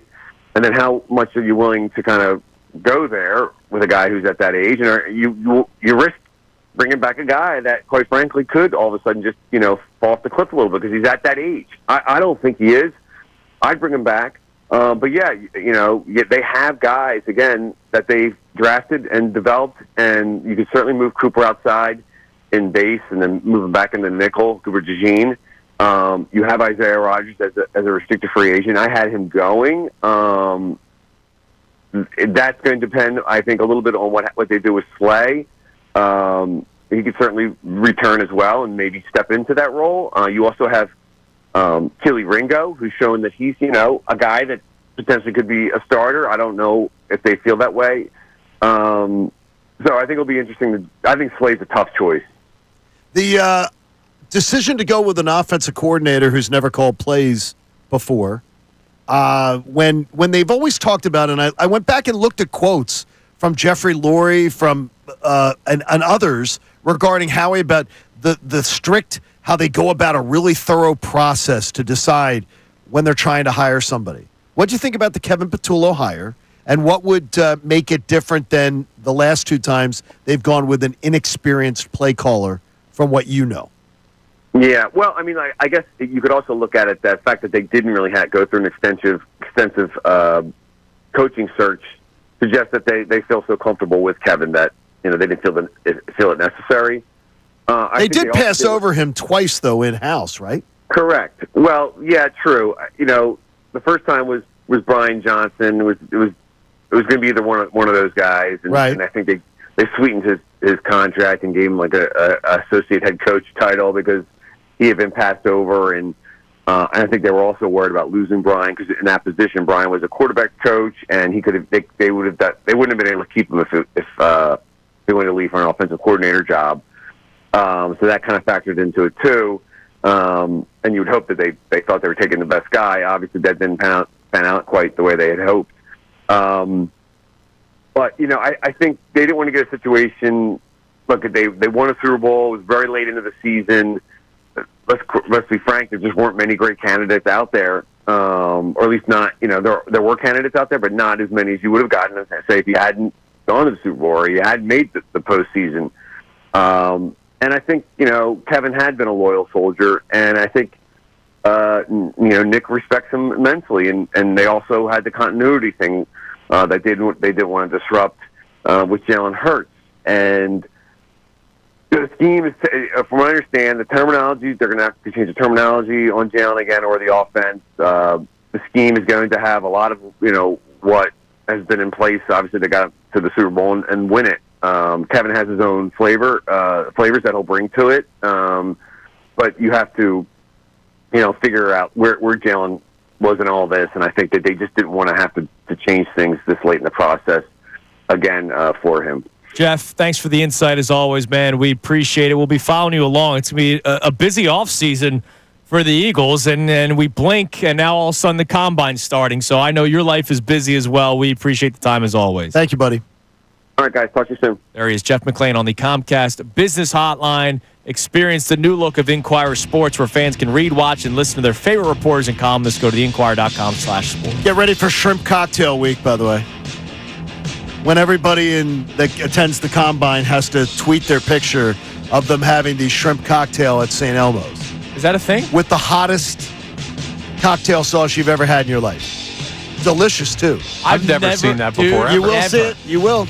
You probably have one on your You'll see it this iPad, week. don't you? I do not. Oh, wow. Because you have the... Yeah, but I don't take pictures of your food. Picture roll is amazing. Yeah, but I'm not food pictures. You're not a food picture guy. There's got to be at Phone least eats one. first, man. Come There's on. got to be at least Not really. one food picture There on that might be iPad. one. Yeah, not a food You didn't big- take a picture at GW Finn's? Not a big... No, we didn't. You didn't? I'm No. asking you. I did. Of food? No, I didn't. I had the tuna on my photo. Gotta love that. All right, coming up next, we'll react to what Jeff McClain had to say. I liked what he had to say about Zach Bond. So did I. Also, because Connor got chesty about what Jeff McClain said about Zach Bond in my ear, I'm going to just bring you back down to earth about the Phillies coming up next. It's Kincade Salciunas, 97.5 The Fanatic. The Philadelphia 76ers.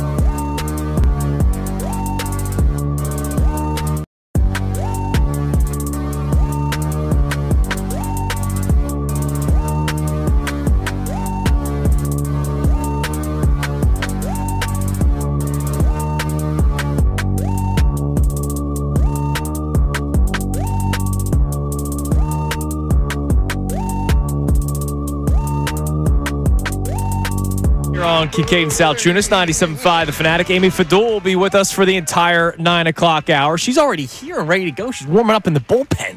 That means traffic was not that bad coming down along 30. Well, look. Traffic's nasty. Traffic's, you don't want to mess around with that. No, you do not want to mess around with it. And Amy's prompt because she's a professional. Now, she's wearing a Phillies sweatshirt, so take it easy if you're going to come after the Phillies here. I'm not coming after the Phillies. I'm coming after you. Yes. I got to hear about how great Brandon Marsh is. No. Now, what are we considering Marsh as these days? What do you mean? Are we saying center field? Yeah, he's a center fielder. Okay. Buster Olney puts his top 10 MLB position players, and he's recently dropped by position, right? Yep. He's recently dropped his center field list. Okay. I believe you at one point said sixth best center fielder. No, he said he's the top 5 center fielder in baseball. No, slow down. You've said that to me. Everyone slow down. MLB Network had a list that came out in the offseason that had him as 6th. I think that's too high. I have tweets in the moment saying this is too high. Was it 6th in the NL East? No, it was 6th in the major leagues. I said that's too high, and I've been referring to that list. I have never personally said he's a top 5 center fielder in baseball. Because he's not. No, he's not. Numero uno, Julio Rodriguez. Jackson Merrill, number 2 with the Padres. Michael Harris, the 2nd with the Bravos, is 3rd. Brenton Doyle with the Rockies is 4th. O'Neal Cruz is 5th. Okay. With the Pittsburgh Pirates. I did not realize that they were moving him out full time to center field. Yeah, they're trying a whole bunch of stuff. I did not know that either. I know that they flirted with it. I didn't know that. It's official. It's official. He is playing center field for the Pittsburgh Pirates. Oh, okay. Byron Buxton, when healthy. Well, when healthy. Was he a 120 game guy? Not even. 110? Here, his last 4 seasons, he played 94 games last year, 0-23, 57-22, 60-21. I mean, not the 60-game season of 2020, 60 games in 2021. Correct. Yeah, he's like the greatest version. He's the Michael Jordan of Roman Quinns. What do you mean? He's like the best version of that type of outfielder that's always hurt and fast. Okay. But he can actually hit. I know. That's why he's the Michael Jordan of Roman Quinns. Okay, go he's on. the greatest version. Cody Bellinger, 7th with the Yanks. Right. Luis Robert Jr., 8th with the White Sox, also when healthy. Luis Robert is definitely better than Marsh. Yes. Jake McCarthy with the D-backs, 9th. Yes. Pete Crow Armstrong, 10th with the Cubbies. Okay. Then we go to the honorable mentions. Yeah, give the honorable mentions.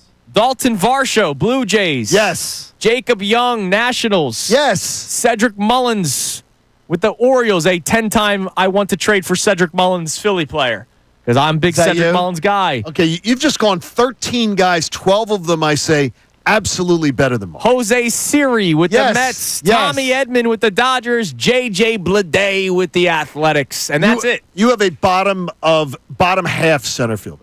Well, now here's my question real quick. All right. Has he put out his left fielders list? That's a good question. I will try to find that out for you. Well, his left fielder's not going to be him. We don't know that. If he's still considering him as a left fielder because he played it last year. He may still consider him as a left fielder. Like, that's the thing. I don't want to jump the gun on that. If you tell me, though, that Brandon Marsh is like between 10 and 15 in Major League Baseball as a center fielder, I'm not going to fight you on that argument. No, that's fair. But Rojas didn't make the list either. Well, Rojas barely played last year. Yeah, the guy might not make the team this year. It's unbelievable. It's unbelievable that they just are doing it again. They're running it back, baby. All right, he did corner outfield. Okay, who did he do? Where's Marsh? Well, corner he's not going to be a corner. Yeah, okay, but where's Marsh? He's is he even on the list at all? No, he's not going to be on the list. Okay, no, well then you he's have not. Like Soto's in that conversation. How many does he list? 10? Only 10? Yeah, top 10. Yeah. And then does he list how many honorable mentions? I got it for some reason. I'll get to the article. For some reason, I have ESPN Plus on one browser, but not on this. Okay. Different tab. Okay. That makes no sense. No, to it me. doesn't. How does that make sense? It's logged in. Okay, whatever. Yeah, so no Brandon Marsh. There you go. But don't worry, Amy's got the Phillies hoodie on. But it'll all be fixed. It's all going to be okay because they're rolling it back, baby. All right, so Jeff McClain last segment changes his tune about Zach Bond. Now, he did still say he could be outpriced. You know what he said twice, though? What? When he said it. Based on reporting, he's gotten information. Yes. by mainly talking to the team and talking to other people.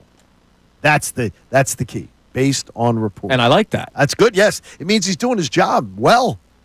We appreciate it. And so that sounded pretty nice. Now he goes against Shefty with the Becton thing. Yes. I still don't know what teams are paying him for. That's the answer I need to get. Are they paying him for a guard or are they paying him for a tackle? Is there a team out there that goes, damn, look at what he did as a right guard this year. We want him as our starting right guard. Or do they say, damn, look at him. Maybe we can fix him to be a tackle. Okay, he's been terrible as a tackle. With the New York Jets. Terrible. And he has been, he had a very good year as a guard. Teams are looking at him as a guard. I wouldn't be so sure. I don't know if that's true. He was in between two Pro Bowl caliber guys with the greatest offensive line coach in the sport.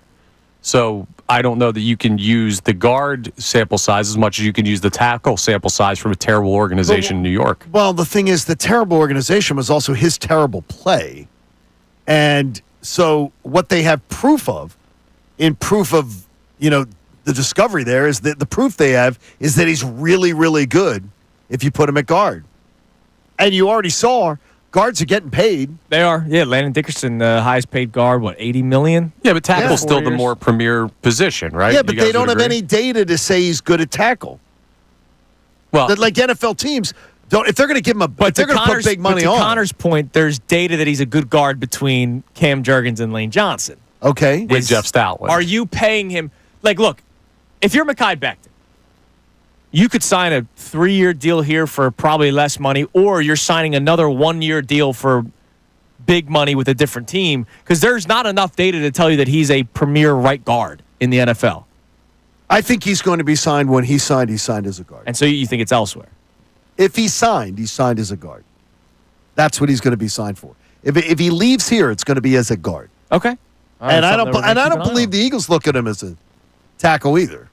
No, the spot's not open. But that spot is going to be available. Yeah, I saw a lot of people on social media saying give him a 4-year deal so that he can kick out to right tackle. I'm not doing that. I think Lane, if you read between the lines, I think Lane's saying 2 more years. That's what I would believe. He said it right away. A couple more years. So that's where he's at. I would be surprised. By the way, Marsh, not a top 10 corner outfielder, not even an honorable mention on the all-knee list. Not shocked. Maybe we'll have to talk to Buster. Your honorable mentions are Trout, Teoscar Hernandez. Trout. Oh, that would have been nice for the Phillies to have signed him last year. Trout for the 50 games he's going to play? Well, that's not why he's not in the top 10. It's amazing how his body broke down. Teoscar Hernandez wanted him. Anthony Santander could have had him. Yes, could have had him. Riley Green, Lawrence Butler, and Ian Happ. Yeah, these are all big-time players, though. Like Santander hit 40 bombs last year. I understand, but he was all there for the taking, and you passed on him. Phillies didn't want him. You passed on him. Yeah. He was expensive. Look, they're going to win a lot of games this year. Yep. Just got to win it in the playoffs. It'll be different in September, though, in October, because it's going to be different this year. All right, coming up next, Amy Fadul is with us for the entire 9 o'clock hour. She starts a little earlier at 8:55. It's Kincade Salciunas, 97.5, The Fanatic. Fanatic Sports Update. A rough night on the hardwood. I'm Connor Thomas, and the Sixers had a tough one last night. They got beaten soundly by the Bulls, 142-110. There was a point in the game where Chicago led by 50. And Chicago came into this game on a 6-game losing streak, and they were missing multiple players due to injury. But the Sixers still found a way. With conversations about shutting Joel Embiid down for the season going around, Nick Nurse was asked about that strategy after the game. Given the record and a game like tonight, why not just shut down Joe for the rest of the year? Just not there yet. Just not there yet as an organization. Well, we'll see if and when the Sixers do get there as they get deeper into this final stretch of the season. They'll play the Knicks tomorrow night. The Flyers host the Penguins tonight at 7 p.m. You can hear that game live here on 97.5 The Fanatic. The NFL Combine will get going on Thursday. We're going to get some press conferences from guys like Howie Roseman and Nick Sirianni. But we also got some other league news as, once again, teams, including the Packers, are proposing a ban of the Eagles' tush-push play. We'll keep you updated on what happens in those discussions. Amy Fadul will join us for the entire 9 o'clock hour. She's with us next. This update's brought to you by Audible. If you're stuck in traffic, why not tap into your well-being with Audible audiobooks, podcasts, and originals? Your expert insight on health, relationships, finance, and more. Sign up for a free trial at audible.com. I'm Connor Thomas for the home of the 76ers and Flyers, 97.5 The Fanatic and 97.5thefanatic.com. Philadelphia sports. Touchdown! Saquon Barkley!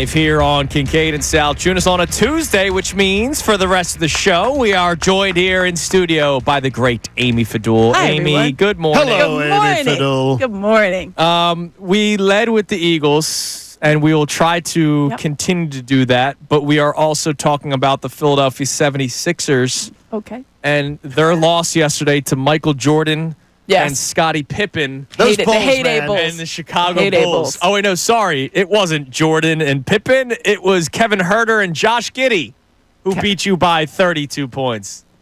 That was kind. The Kevin Huerter thing pisses me off, too. Kevin Huerter, you should look at the That 7 game's- threes. They're wide open. Yeah. Game 6 and Game 7 versus Atlanta No just rotation. comes to mind. No rotation over on defense for that one. Unbelievable. I'm looking at the minutes played yesterday because you empty the bench in a game like that, right? Yeah, you do. So Kelly Oubre played the most minutes with 33. Paul George played 30. 29 for Maxey, all right. Quentin Grimes gave you 24. He got injured. Fresh off the boat from Lithuania, Lonnie Walker played 24. Ricky Council, fresh off of his world travels, and I mean on the court, 23. Adem Bono, 16. Jared Butler, 14. Andre Drummond, 14. I'm not talking points, ladies and gentlemen. I'm talking minutes played. Minutes played. Roddy White played 10 minutes after his He was good with the Falcons. his retirement from the NFL. He was really good with the Falcons. What the hell happened to this basketball team, Amy? Wheels have come off. It is bad. And the thing is, afterwards, I have a lot of appreciation for Nick Nurse, generally. Right now, it's tenfold. Answering all the questions repeatedly about what's going on with his team. And he said, listen, you're not playing like professionals. The vibe was poor. I've never actually, usually vibe has a positive connotation. Yes. He, multiple times, he said the poor vibe. And I was like, let's use a different word. Well, Connor, vibe gives me good vibes. You've been playing that Nick Nurse clip. Can you play? Connor's been playing this clip during his updates today because Nurse was asked about shutting down Joel Embiid. Yes, and multiple you want to times. talk about vibe? Take a listen to the tone. Nick Nurse sounds like a beaten down man. Take a listen. Given the record and a game like tonight, why not just shut down Joe for the rest of the year? Just not there yet. Just not there yet as an organization. Like, part of me feels bad for him, obviously. You look, the body language of everyone after that game is everything you needed to see. You guys did a great job, by the way, post game of not sugarcoating. Oh, you can't. I literally came on and said, like, oh, that. I've seen broadcasts of teams that have done sugarcoating. That was You as guys bad did. as it got. Can I ask, though, the question is that Nick Nurse's answer, I read too much into words sometimes. Okay. Sometimes? Nick Nurse's answer, well, no, a lot. Nick Nurse's answer of, as an organization, we're not there yet. Well, when I hear him say that, I sort of hear in my head, he's there. I'm there. Yeah. But they're not there. Yeah, I don't know. I wouldn't read that much into it. I think he's just trying to give the whole front. I mean, it would be easy to say, all right, we're done. That's not the way that they operate. And that's not the way. Honestly, if you're a competitive person, you shouldn't operate that way. I get the sentiment. And I've asked the question myself, like, don't you just shut it down at some point? Don't you just call it a day? No, you have a payroll of $200 million. 155 I'm of which shutting are it with down. 3 people. I'm not even. I don't think you can do. I don't think you can do that. I don't think you could look at Tyrese Maxey and say, "You ball is life with that kid." Right? He talks about it all the time. He gets up early. He works first in the gym. All this. You're going to look at a guy like that and squash his competitive fire. I don't know if they would do that. Hey, Reese, this is now your time. There's no more questioning whether or not Joe's coming back.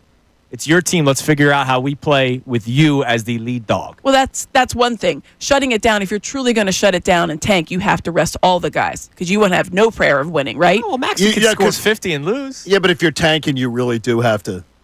You'd have to limit Maxey's minutes. Correct. You can't be out there because and he lives it. He lives. Guys shoots 25 shots a game. Yeah, he's going to put up 6 of 11 threes or whatever. Like, he's going to try to win the game. He's never had this experience. He's never gone through losing. All right, ever. so I'll ask you this question. You're listening to 97.5 The Fanatic, WPN, WPN HD1, Burlington, Philadelphia, Beasley Group Station, broadcasting live from the Comcast Business Studio, powering possibilities. I get it. I wondered where we were. It's hard to look Tyrese Maxey in the eye. I understand that. But what's best for this team? Yeah, and that's what they have to weigh right now. That's what they've been weighing. That's what they've been weighing with Joel Embiid's knee. Like, what is best for the team? Let's look at some options and see if we can get him healthy. No, I think that There's obviously he's going to have some kind of imaging and analysis on the knee today. Hopefully we know more, but you should, in theory, be able to win games with Paul George and Tyrese Maxey. In theory. In theory. You should be able to. Paul George shot more yesterday than he did previous 5 games. Still wasn't enough. 16 shots isn't going to be enough. He almost scored 20 points yesterday. Almost. Woo! And that's the thing. Tobias would have scored 20. No, Tobias wouldn't have shot the ball. Correct. I'm serious. I watched. Of course, this year Tobias is like. I'm watching Tobias. I'm watching what Tobias is doing. I watched Tobias Harris in a game in which James Harden, Joel Embiid were both out. I know your history of Tobias Harris. And then Tyrese Maxey took 35 shots as a second-year player in the NBA, and Tobias Harris took 7. Could it be a Mekhi Becton situation? He goes to a different team in a different setup, and he was at different teams before he came here. And guess what? You paid him. Because of that, what you saw in that player. Tobias has played well for the Pistons. The Pistons are great. The Pistons have won 7 in a row for the first time in 10 years. Unbelievable. Their record right now is their combined record of the previous 3 seasons. Oh, that's incredible. Which is insane. That's insane. They got great baller. 31 wins. Cade Cunningham. Cade Cunningham. Beast. So Tobias was always like a decent piece, like a 4th, 5th scorer. Right. Obviously, he was expected to be the 3rd and 2nd scorer here. Was not that. I think he was utilized differently, and I think his confidence was completely shot, which is ridiculous because if you're paying somebody $29 million, your confidence should be sky high. But whatever. I digress. For Paul George, he needs to go ahead and be that guy. I don't know that he has that kind of go get himness, and he's got to find it. That's what Nick Nurse said after the game. You've got to look yourself in the mirror. Nick Nurse even called him George Paul the other night. Well, if you heard George Paul talk yesterday, I don't think he's going to have that go-get-itness. Here was Paul George after the game yesterday with a very honest answer about the state of the Sixers. Regardless of who's playing, who's not playing, for this group to believe that we can be, not even to get to the playoffs, but make a push towards it. I mean, we've shown no sign of a team that will compete, and, we just don't have, the habits of a champion or a playoff contending team would have. So, to be honest, right now, it's a little far-fetched. All we can do is work hard and try to just keep going for one another, but we've shown no signs of forget championship, but a playoff contending team here. And Amy. I didn't hear an I in there. Not once. I heard a lot of we, no I. Yeah. Well, he's a team guy. Yeah, but no I. No. Don't you have to lead with a little personal responsibility, too? I don't know that. Yes, you do. The first problem, the first thing in creating a solution is identifying the problem. Check. They've identified the problem. They don't have the habits of a winning team. Okay. How do you fix that? How do you fix that? Because you're walking into an absolute lion's den on Wednesday at Madison Square Garden against a Knicks team who's lost 2 in a row.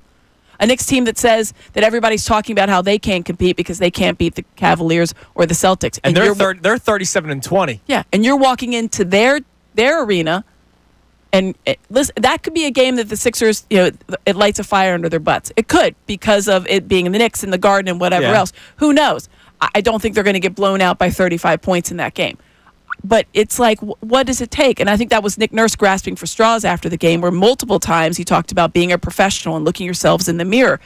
At what point do you just, and I asked Mark Jackson this, you're a player. At what point is it just on the guys to be like, listen, we can't go out like this. Yeah. I'm not doing this. We talked to Maxey after the game. Just the body language, you felt bad for the kid. Yeah. You felt bad for him. Maxey's whole demeanor seems totally different. And he's talked about how it's been mentally exhausting for him and very tough for him to try to power through. And he did it for a bit, and they went on that run, and they had where they had won 7 of 8, and you thought, wow, this is going to be good. Like, they're going to turn this around. They're going to get into the play-in tournament, maybe make a little noise, and then they're mired right back in. They're 17 games under 500 with 25 games to go. And when I heard that Paul George clip last night, and then we played it for you guys a couple times this morning, I didn't take that as he's trying to light a fire. I think just identifying what's going on. I took that as, hey, here's the honest issue. This is the problem that's going on right now. He's talking about practice habits. He's talking about habits of the team. That's bad. Yeah, I think it's a guy that's obviously been around the league a really long time. He recognizes, and he's been part of teams that have not won, and he recognizes certain things. I think recognition is important. I don't know that it was him saying he's done. I don't think it's that. I think it's, we have lost 8 in a row, and I'm not sure how to see our way out of it right now. I expect a max contract player, though, to lead in that little diatribe that he did there. Not diatribe, because it wasn't angry. but that thing with some eye. You wanted more eye. Like, I need to what do did this. I need can better. I could do better at. And to your point, over the years, we have heard the I from Tyrese Maxey and the I from Joel Embiid. You have. And that could be Paul George just trying to figure out where he is in this, being a first year. I'm not sure. But yeah, I agree with you. You do want to have a player take full-on accountability as a max player, no matter how long you've been there. It sounded woe is me to me. Yeah, I think it was very much a den of like, this is where John, we're at. I'll be honest. I think the whole team as well was me. I got you, and it would be a drag to be right now dealing with that. Yep. All right, coming up. Lucky we don't have to do post-game shows. Hey, No, I mean- tune in on Wednesday. No, but you guys did a how great it job, and I turns out. applaud you for it because a lot of team broadcasters are mouthpieces. So coming up next, we'll obviously continue the conversation. We'll check our text line. Amy's with us for the rest of the show. But also, Jeff McClain joined us earlier today, and he kind of updated the stay or go list live on the air in a way that we should feel better, at least at the linebacker position. We'll still talk about some of the other players as well. It's Kincade and Salciunas here on 97.5 The Fanatic. Mike Missanelli. The Sixers' decision to extend.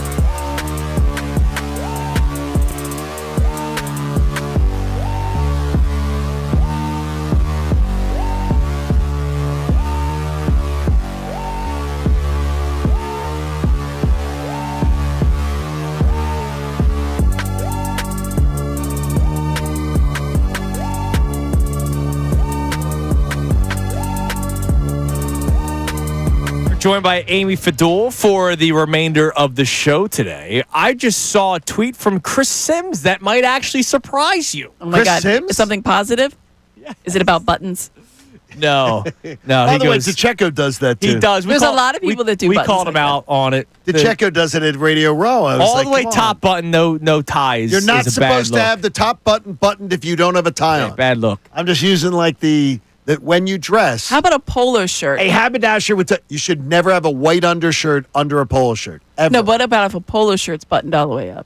I know a lot of people rock that polo look. shirt? I do Yeah. not know. Polo I would tell shirt you though. unbuttoned. You know what I mean? I have interviewed Ralph Lauren Oh, yeah? That's a on my flex. ESPN show. Do you know his real name? And you know what he said? No.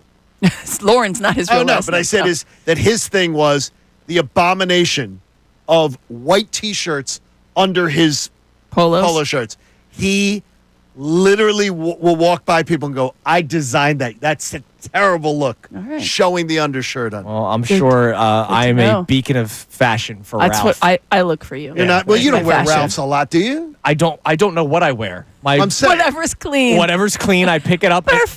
Does it somewhat match? they're Yes. blowing up the Exton Mall. They just announced yesterday Oh. it's being blown up, but the Boscovs is staying. Damn right, man. So there it is. That's, you can get a lot of cheap, Happy. There get you a lot go. of cheap Temple gear there. There we go. All right, so Chris Sims chimes in on the tush push discussion after yesterday the Packers tried getting the tush push banned. Chris Sims, quote, "The tush push ban sounds like sour grapes. It is. I understand the safety concerns, but we haven't seen that kind of impact. Any other team that had the Eagles O-line would run it just as much. Seems unfair to take away something from a team for being good at it." That's Ding right. ding. Wow, Chris Sims. That's a factual statement. Look, he's had a rough couple weeks, right? Yeah. Trying his to whole Jalen Hurts is not that good. Yeah, and then he wins the Super Bowl. He wins Super Bowl MVP. Everybody at Radio Row was asking him, "Hey, Oh, yes. so why don't you like Jalen Hurts?" And he had to do the whole, "Oh, it's not that I don't like Jalen Hurts. It's just blah blah blah It's just blah." that I blah." don't like him. So maybe is he going to all of a sudden turn? No, he won't. But I appreciate the effort. I think much like brotherly shove. Much like he has Kyle Shanahan's initials on his ankle, he should go get Jalen Hurts' initials on his other ankle. Okay. Did you know that? I didn't. Him and Kyle Shanahan have each other's initials tattooed on each That's other's nice. ankles. That's Brotherly sweet. love, man. That's sweet. It's very sweet. We got a little bit of news in the NFL. What's that? Connor told us of this during the commercial break. The Commanders have allowed Jonathan Allen, Pro Bowl defensive line, beast. And remember, Beast, absolute beast. he was hurt last year, and they missed him. And then when he came back, that's when their defense That's when they took really off. started Yep. playing well. They're letting him seek a trade. Washington plans to do right by the player, and Allen's camp is involved in helping him land at the right spot, either via trade or free agency. He has 1 year left at $15 million. 32? I was just looking that up. No, He is that's what I'm thinking 30. too. Just turned 30. Okay, Just turned 30. that's Just turned 30. That's still a very And so productive when player. you see the final line, this is very important from Rappaport, either via trade or free agency. Well, So- they'd have to release him, right? Because he's got 1 year left. yeah. So what happens when that gets put out there? Every team goes, the trade value is less. all right, so we'll give you Exactly. a fourth. Yeah, Like, if you're just going to release him, You're going to get it. You're we'll going to get scoop him up. You're going They'll to get a get nice a third-day draft pick. I don't think you're getting a second-day draft pick. Can you imagine, Jonathan, the story you would tell somebody in like 6 months, like, hey, you got Jonathan Allen for a 4th-round draft pick? Yeah. Like what? I'm sorry, it's you did what? amazing. So Because of them saying that. I've been saying this. You can't do that. I've been saying this a lot this year. Even when the Commanders were playing really well, and John is my witness, I don't think they're going to be as good next year. No, I think they're stepping back a little bit. Think so? They have 1 year deals. Look at Yeah. So their many roster. players. It was 1 year deal after 1 year deal. Now this is a surprise to me. I'm stunned that they're allowing this to happen. But their team was filled with 1 year players, which is what the Eagles did in 2017. Howie batted 1,000. They won a Super Bowl. The Commanders ownership group, including Josh Harris, batted 1,000. Yeah. Well, because they weren't expecting to be as good. They thought, well, we're just going to try to get a little bit right, clean out the culture that was so bad And they here. did a great job doing They it. did. Quinn is great at that. But And they can did a they good do job. it again? Can they do another? Yeah, they need to get batting of stronger. 1,000? Their offensive line. They need to obviously shore up a bunch of stuff, but they don't. And the They have regression the of their room. quarterback. Their quarterback will much like last offseason. I'm going. C.J. Stroud's not going to be as good. Jordan Love's not going to be as good.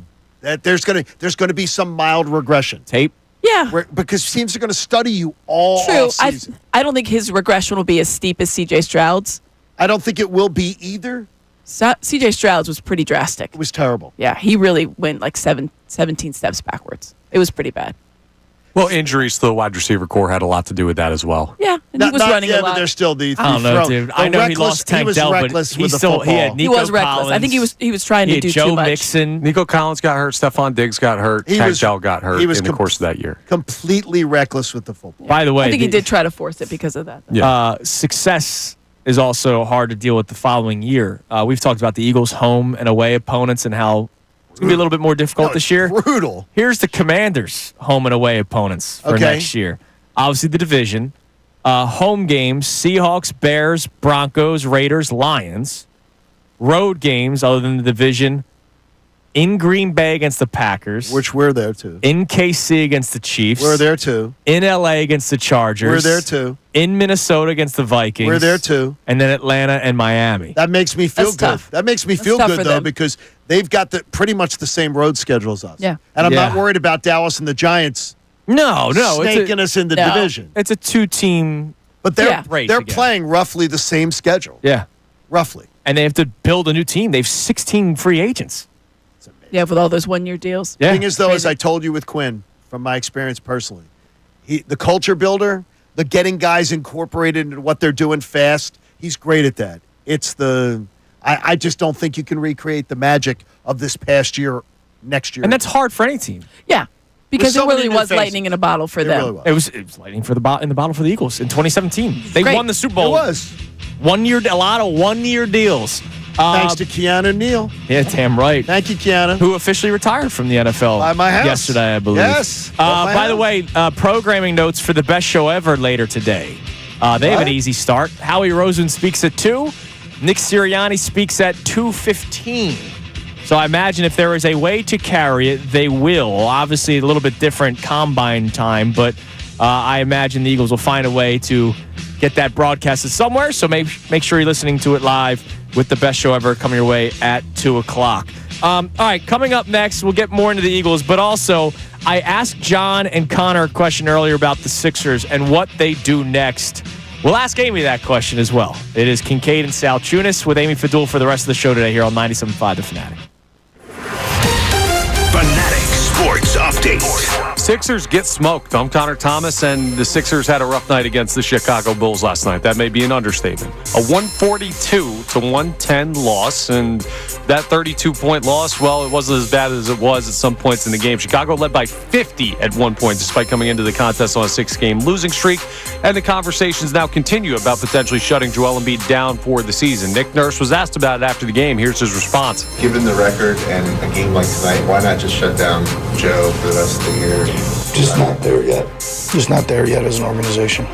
Well, you have to believe the Sixers are at least getting close to having that conversation as they look towards how you could potentially rebuild from what has been a very disappointing year. Sixers play the Knicks tomorrow night. The Flyers host the Penguins tonight at 7 p.m. You can hear that game live here on The Fanatic. NFL Combine starts on Thursday. Howie Roseman, Nick Sirianni will both talk this afternoon at about 2 p.m. from the Combine, and we'll keep an eye on the reports that the Packers, among other NFL teams, are trying to get the Tush Push banned once again. A lot of discussions around the NFL and the Eagles. Amy Fadul will stay with us for the entire 9 o'clock hour. This update's brought to you by Bank of America. Whether you run a local shop or a global enterprise, Bank of America gives you access to business solutions to make every move matter. What would you like the power to do? Find out at bankofamerica.com/banking for business. I'm Connor Thomas for the home of the 76ers and Flyers, 97.5 The Fanatic. Ricky Vitalico. Why I put him in number 5.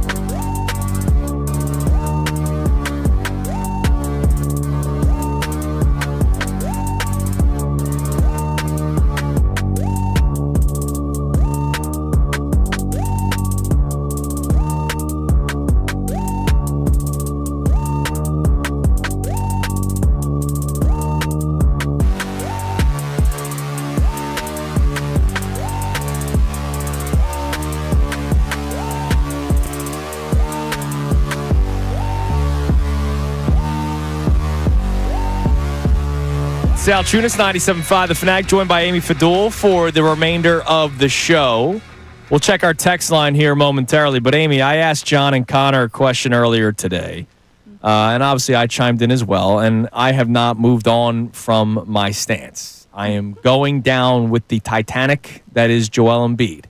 I'm not looking to move on. I am hoping that one day he can play 50 games and be healthy come playoff time, because I know how dominant of a force that he is when he's on the court and not looking like a brittled old man like he was against the Celtics the other night, which looked really bad. But I know there's a lot of people, and have been a lot of people, looking to move on from Joel Embiid.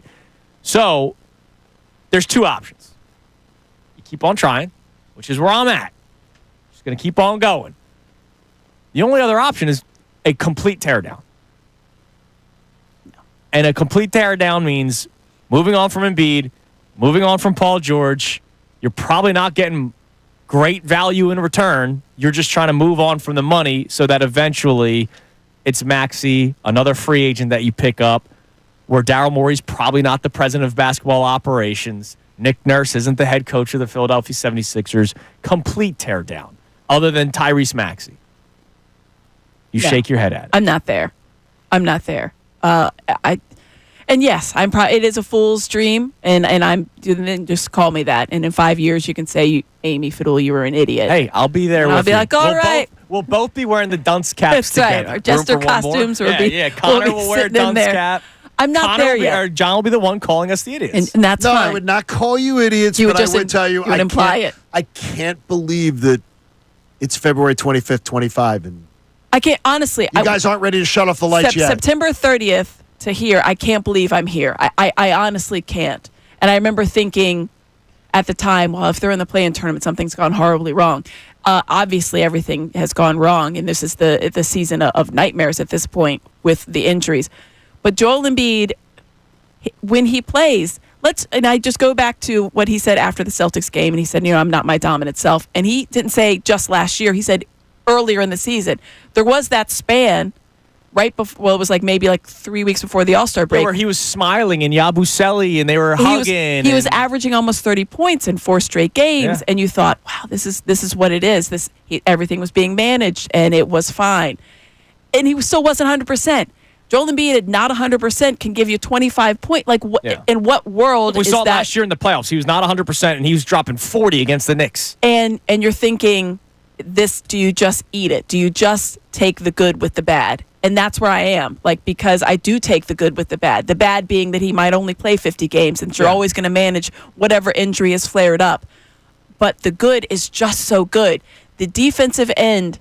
So he talked about after the Celtics game, he said, listen, I need to be out there because I draw a double team, which is factually correct. Offensively, he will always draw a double team, even when his legs aren't under him and he's not shooting well, because he's Joel Embiid. Defensively, you're seeing the injury really come to light, because he's not able to rotate over. He's not able to run as quickly to try to close out if he needs to do that, or obviously help on a double team. And you need him to do that because he's done that.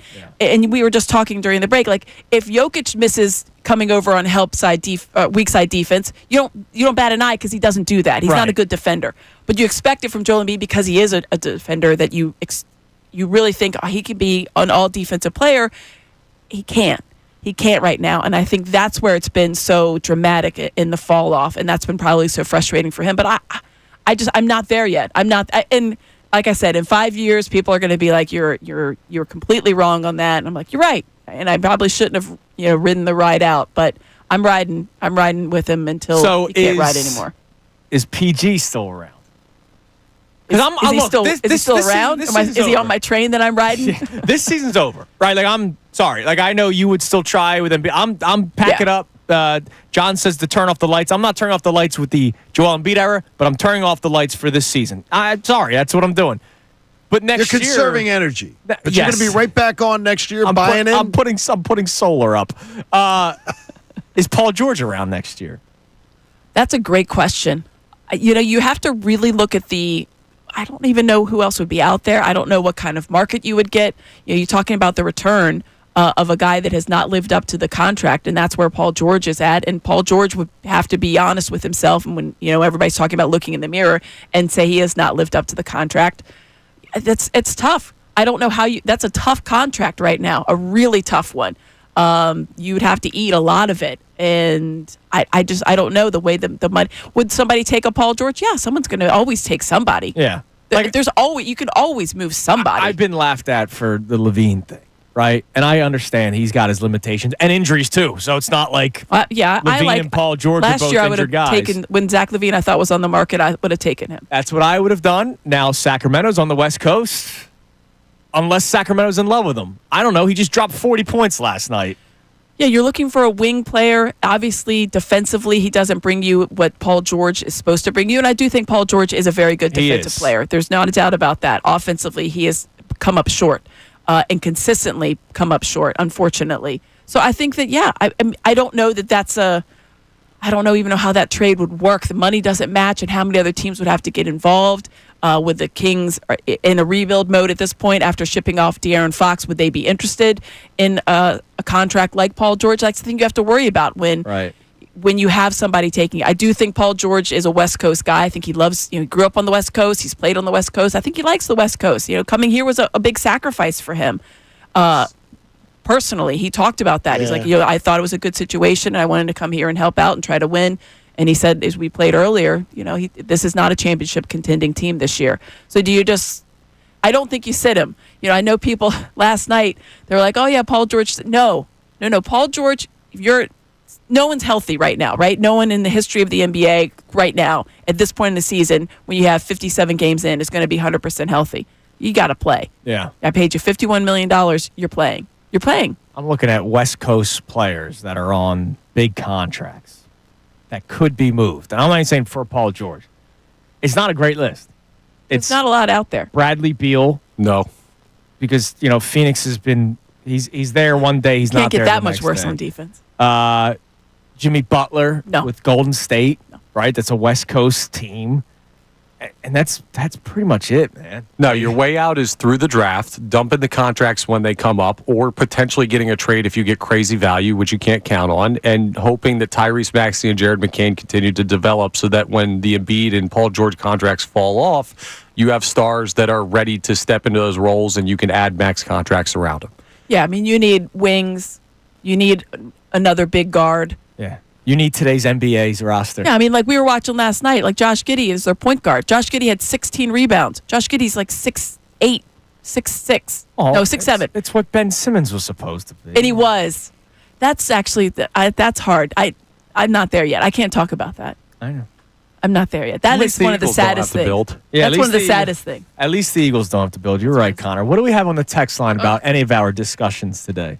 We have a bunch of people checking in on everything we have been in on. And now let me scroll back to this one on Saquon, because that was one of John's concerns when we started the show. Colby from Central PA says, I can't be worried about Saquon getting injured. He's in arguably the best shape of his life. If it happens, we'll deal with it. Don't forget, as we preached, we have a passing game and a defense to go with it. We have plus things like an offensive line that other teams don't. So stick your chest out. Fly, Eagles, fly. I love Colby. He's always very positive. So, Amy, John has an irrational fear on February 25th. Not of illogical, just not we illogical. said, but irrational. Coming off of a year with that kind of workload, he might not play every game next year, and maybe the numbers come down a little bit. In the modern era, when a guy carries the ball to the minimum number of carries that Saquon Barkley did this 345. year. So 345 or above, they average missing around 3.86 games a year. Okay. In 97 and 98, what did TD do out there in the Denver Broncos? Oh, he went crazy. Okay, that's back-to-back years. No, he did. He went crazy. I think he was a little younger and a little less wear on the tires. Well, and that's the thing. A little less wear on the tires. A little bit, but still a really good offensive line out there. No, I got you. It was great. Colby dropped he's arguably in the best shape of his life. Now, I'm not a team physician or a team doctor or a team Colby's trainer. I don't know if Saquon Barkley's in better shape now than 4 years ago. He's in amazing shape. But all I will say is he's always been in amazing shape since entering the NFL. I mean, yeah. And he's only played a full season. We've seen the squats, right? We've seen him and Jalen Hurts go toe-to-toe. He's only played a full season 3 times in his career. So, I can't do the whole, he's in amazing shape. He's fine. He did get a lot of reps, but let's be honest about it. Getting beat up behind that Giants line is a lot different than playing behind the best O-line in football this year. So, I don't. He was Terrell Davis, by the way, was 4 years younger. 3 years younger. In 97 and 98? 3 years younger as that far as the wear is, which helps a little bit. Okay. Because there's wear and tear built up. That was his third and fourth seasons in football. Yes. In the NFL. But his usage rate was still quite high. Yeah, but the thing is, though, is his third and fourth year compared to Saquon, what, year 8 coming up? Yes. Year 8 coming So it would up. be 7 and 8. So it'd be 7 and 8. I think All right. 3 and 4 is a little different than 7 I feel and 8. you on that. But I mean, as far as your point, though, he followed up with a better year, by the way, the second year, to your point. Could you imagine an even better year next No. No. Then Eric Dickerson, watch out. Dude, I'm not even expecting it. Like, No, listen, give me it's all gravy. Give me 1,600 It's yards. all gravy. It's all gravy. I don't need 2,000. I don't It's all need Saquon 2K. All right. Coming up next, we'll hear more from your text messages, and of course, we have the key three best minutes from today's show, and another segment left with Amy Fadul. Don't forget Mike Missanelli show with Bill and not Ray. He's out today.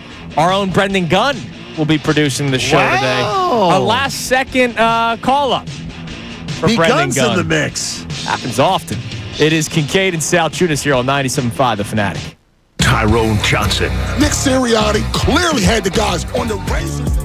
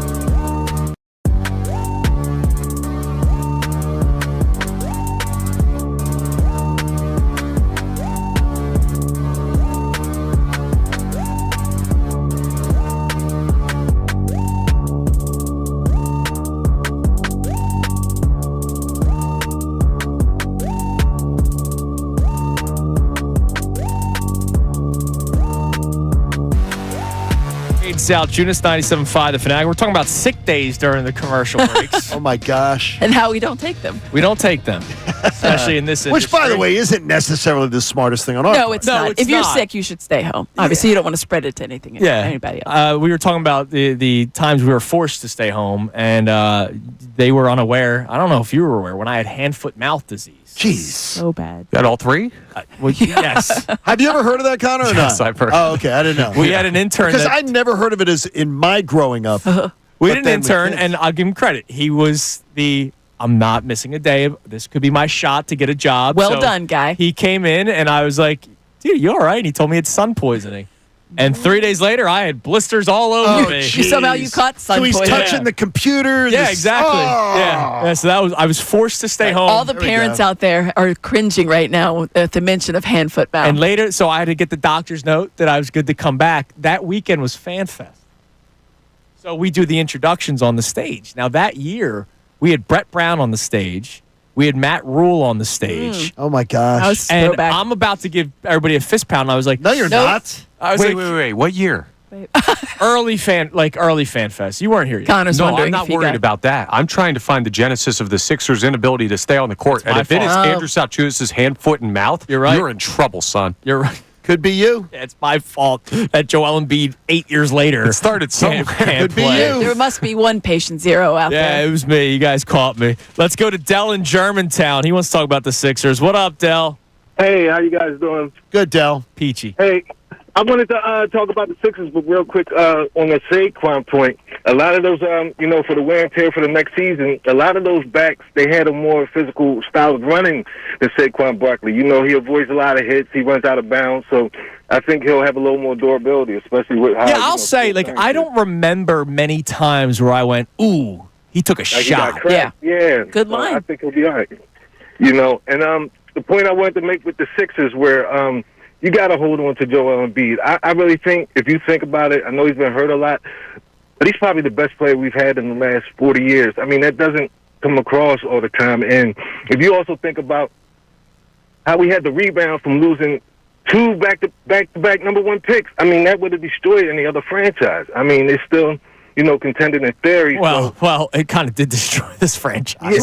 Yeah, it did. But, So, Dell, you're not ready to turn out the lights? No, man, I'm going down with the ship. I mean, when is this next time You're we're all gonna get a going fight? down. Yeah, That's welcome. right. Listen, Dell, I appreciate it. I'll let you sit on the what did Rose not let Jack sit on? On the door. Yeah, I'll let you sit on the door, Dell. Because of the Lido. The thing is, though, you guys are all on the Lido deck, and you're listening to the violin music. The smart people are getting off already. It's good What are music. you going to get for him? What are you going to get for him? What you're going to get is your life first raft. step towards the future. I really think you just sit him, and I think you sit Paul George because now, Del, why would you sit Paul George? because you got to see what you got with these young guys. No. You know what you have at the wing position. You've got Ricky Council. What about that other guy, number 19? They just signed for this rest of the season. I mean, you got to see which pieces you got going forward, and you want to try and hold on to that pick. I mean, if it's not Cooper Flagg, you still can get a wing player. I just think you see what you got with these young guys. I mean, Max is the future, and hopefully we keep our draft pick and go forward and we see what we got. Thanks for the call, Dell. But here's the deal. I feel you on keeping the draft pick, but you're telling me you're going to look at that team and say, oh, Tyrese Maxey, you're the only one playing right now? And here's the thing. You look at this team. I love that you got to see what you got. I appreciate that. You can still see what you got. I know what I got out of Jeff Dowden. They tried playing him in meaningful minutes in the beginning of the season. Remember, he was Correct. He was playing. He was first guy off the bench. Yep. I know what I have in Jeff Dowden. I know who Andre Drummond is, and I like Drummond. I know who Andre Drummond is. Now he's saying young guys. All right, Jared Butler. Okay, they acquired him for a second-round pick this year. Adem Bona. All right, he was a project. Every time you say that, I chuckle. He's a project. I kind of know who Ricky Council is. Lonnie Walker's not going to be here. Quentin Grimes will see. I think Quentin Grimes could be here. I think An he's eighth a nice guy. player. Yeah. He's not a start. Like, what am I learning? He's a rangy and tall guard. Right. What am I learning from this team? Like, I'm not learning anything. Yabusele, I don't know if he comes back here. I mean, that was I think the aim about clearing a lot of the cap or the salary was to try to make a run at him, trying to clear some of your money out to try to make a run at him next year. And I don't, he's been around this team all year. Do you think You think he wants to stay here? Like, I don't know. If he has the opportunity to leave somewhere, he might leave. You might not be able to afford him. Right. He's shown, played himself into a contract. It's not going to be max money, but it's going to be a decent contract. Yeah. So, Justin Edwards, who unfortunately injured his ankle in practice, I think he has shown real nice flashes. You signed him. That's a player that you got on the cheap. He was an undrafted free agent. You picked him up. Great, good times. I think that, here's a guy that you can maybe do something with. He's a bench player. Who else showed flashes? Isaiah Joe showed flashes back in the day.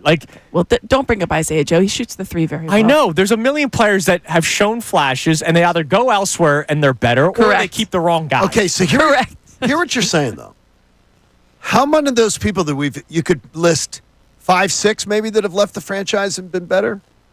It depends where they go. And it depends. How long are you going back? Are we the Jets? Are we where guys no, leave? because basketball's different. Because I remember the tears that were shed when Jeremy Grant got traded for Ersan Ilyasova. Grant go back to Drew Holiday. Right. But Jeremy Grant was the best player on a bad team. So, of course, he's going to put up numbers when he got traded away. Right. Right? Like, Ilyasova came here and played a role. So, there are guys. There was people that were upset when Dario Saric was traded. Right. And he's been a bench player ever since he's left. For every they were team sad that when he's George been on. Niang left. Bang, bang. Bang, bang. There were a lot of people that were sad about that. They were sad about people when Paul Reed left. I celebrated it. But you do fall in love with players, and I get that. But at some point, you have to look at what this team needs. They need a wing. They need a 3-and-D guy. You need to have a viable backup center. They don't have a viable backup center. Yabusele, I really like, and I like when he plays the 5, but he's a 4. So Paul Reed is building up those stop it. DNPs. He can't. Can I ask you all one question? It takes 2 seconds.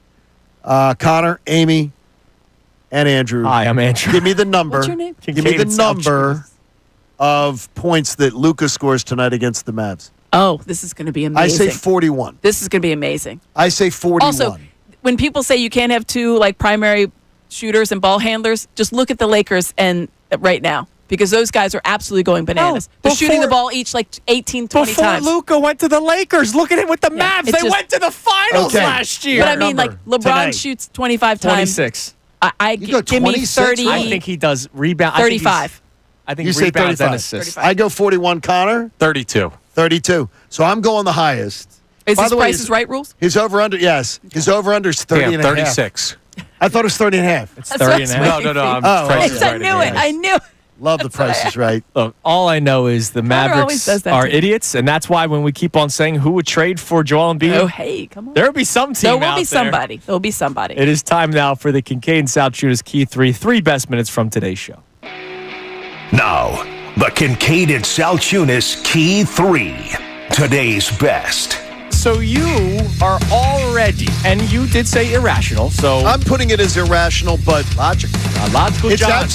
It's absolutely illogical, and I'll explain. But irrational. And they're about the Philadelphia Eagles. 2025 Philadelphia Eagles. It has been 16 days. Yeah, it's been like 2.5 weeks of fun. And we're already at irrational fears. Well, I'm already, look, we're talking about who may be here next year and who may not. So this is going to be really interesting conversation. But what I'm more talking about is we're talking about the players who might leave. Yes. I'm talking about a player who is staying, and we're thrilled he's staying, and that's Saquon Barkley. Okay. And my fear is, Andrew, is that every time running backs have seasons like he has, it's not usually. It is every time they can't replicate. Now, that doesn't mean that they can't replicate it with a great season. Right. But they can't replicate the level to which they were at. Now, with this Eagles offense, I'm not worried about that because they have spectacular wide receivers and everything. I think they can find a way to handle it. And they have a spectacular quarterback who when asked upon the throw, he threw great. He threw it great. Here's my issue, is that one of the major issues with guys that have wear and tear on the tires that Saquon Barkley put on his car this year, the next year, missing games is almost the absolute norm. Missing around, on average, around 20 to 25% of the games is the norm. And I'm not talking about the Eagles at the end of the year shutting them down because they're getting ready for the playoffs. I'm talking about missing games September, October, November. To me, my irrational fear comes up. I have no doubt. If Saquon Barkley's healthy, that Saquon Barkley's going to kick ass again and it's going to be great. But my fear is they have nobody behind him. You hear Paul George be completely honest with you that this team is not a team that feels any sort of confidence that they can win playoff games or make a run. And that's why yesterday when we had Keith Pompey on, and it was nice that Keith was trying to do the whole, they did beat the Cavs at one point this season. They did beat the Celtics at one point this season. That's great that they won in a one-off. If you're telling me that they get to the play-in tournament, win their play-in games to face either Cleveland or Boston in the first round, you tell me they can win a 7-game series? Hell no. This team stinks. I'm sorry to say it. The Sixers stink. Our man Jeff McClain joins us. Jeffrey, good morning. Certainly, I think Zach Vaughn had a great year and certainly is warranted returning. That being said, I think there's going to be a market for him. And will the Eagles be willing to pay $16, $18 million a year if he's going to get that much? I hate the lineup. There's no skill involved, and it's almost an automatic first down on plays of a yard or less. Then why can't your team run it effectively? Why can't any other team in the NFL run it effectively? This is such a cowardly response to a play that nobody can stop. However, the same team can't run it. You know why Mark Murphy, who, by the way, saw his team get their asses kicked twice this year, you know why he also had a problem with it? Because it was the Commanders, his old team, getting their asses kicked in the NFC Championship game. So he was hurt, up in his feelings. Murph, dude, seriously. Again, that is such a weak look for the Green Bay Packers. Who didn't see this coming? Correct. An injury thing for a team that is built well, that you go, oh my gosh, they just got hit by the injury bug. If you didn't see this coming, you're stupid. If you didn't see Paul George, who all of a sudden, in a contract year, manages to show up for work all the time, ready to go, and then the minute that money's signed, the big bag, it's signed, it's a totally different thing. I don't want to hear it. It was so poorly, this was such a poor plan. Such a poor plan. If they don't get a veteran back, and I'm talking about a veteran back that has a little bit of pedigree to it, then I believe you are playing absolutely with fire on your 2025 chance. See, now I understand that you have numbers to back it up, right? The fall off following a season like this with Saquon Barkley, and it's not just yardage. It's the carries. Right, it's the carries. I understand that you have the data to back it up, but I can't live in that fear. I can live in trying to have an insurance policy. Okay, well then, you know what? I can't live in fear like you're scared already. It's February 25th. All right, that's the Kincade Salciunas Key 3. 3 best minutes from today's show. Amy, I do love that you're rocking the Phillies sweatshirt today. I was very bummed out by the cancellation of the game yesterday. Because you wanted to see the lineup. I also wanted to see Skeens. Of course you did. Everyone wanted to see that lineup and against Paul Skeens. Because I watched a couple of the clips that the Pirates have posted of him like warming up and getting ready. I'm like, he's ridiculous. It's insane. It's the movement on his pitches. That video that they posted with the two-seamer, and then I saw so many tweets because Bill Colarulo thinks that he could probably get a hit off of Paul Skeens. Oh, no, he doesn't. And I laugh. He could get hit by Paul Skeens. I laugh. Is that the same thing? He's one of those guys. You talk about the worth the price of admission player. Absolutely. Yeah. I would absolutely go, okay, he's in town. You got to go see him. I took a day off from work a few years ago because Ohtani was in town. Absolutely.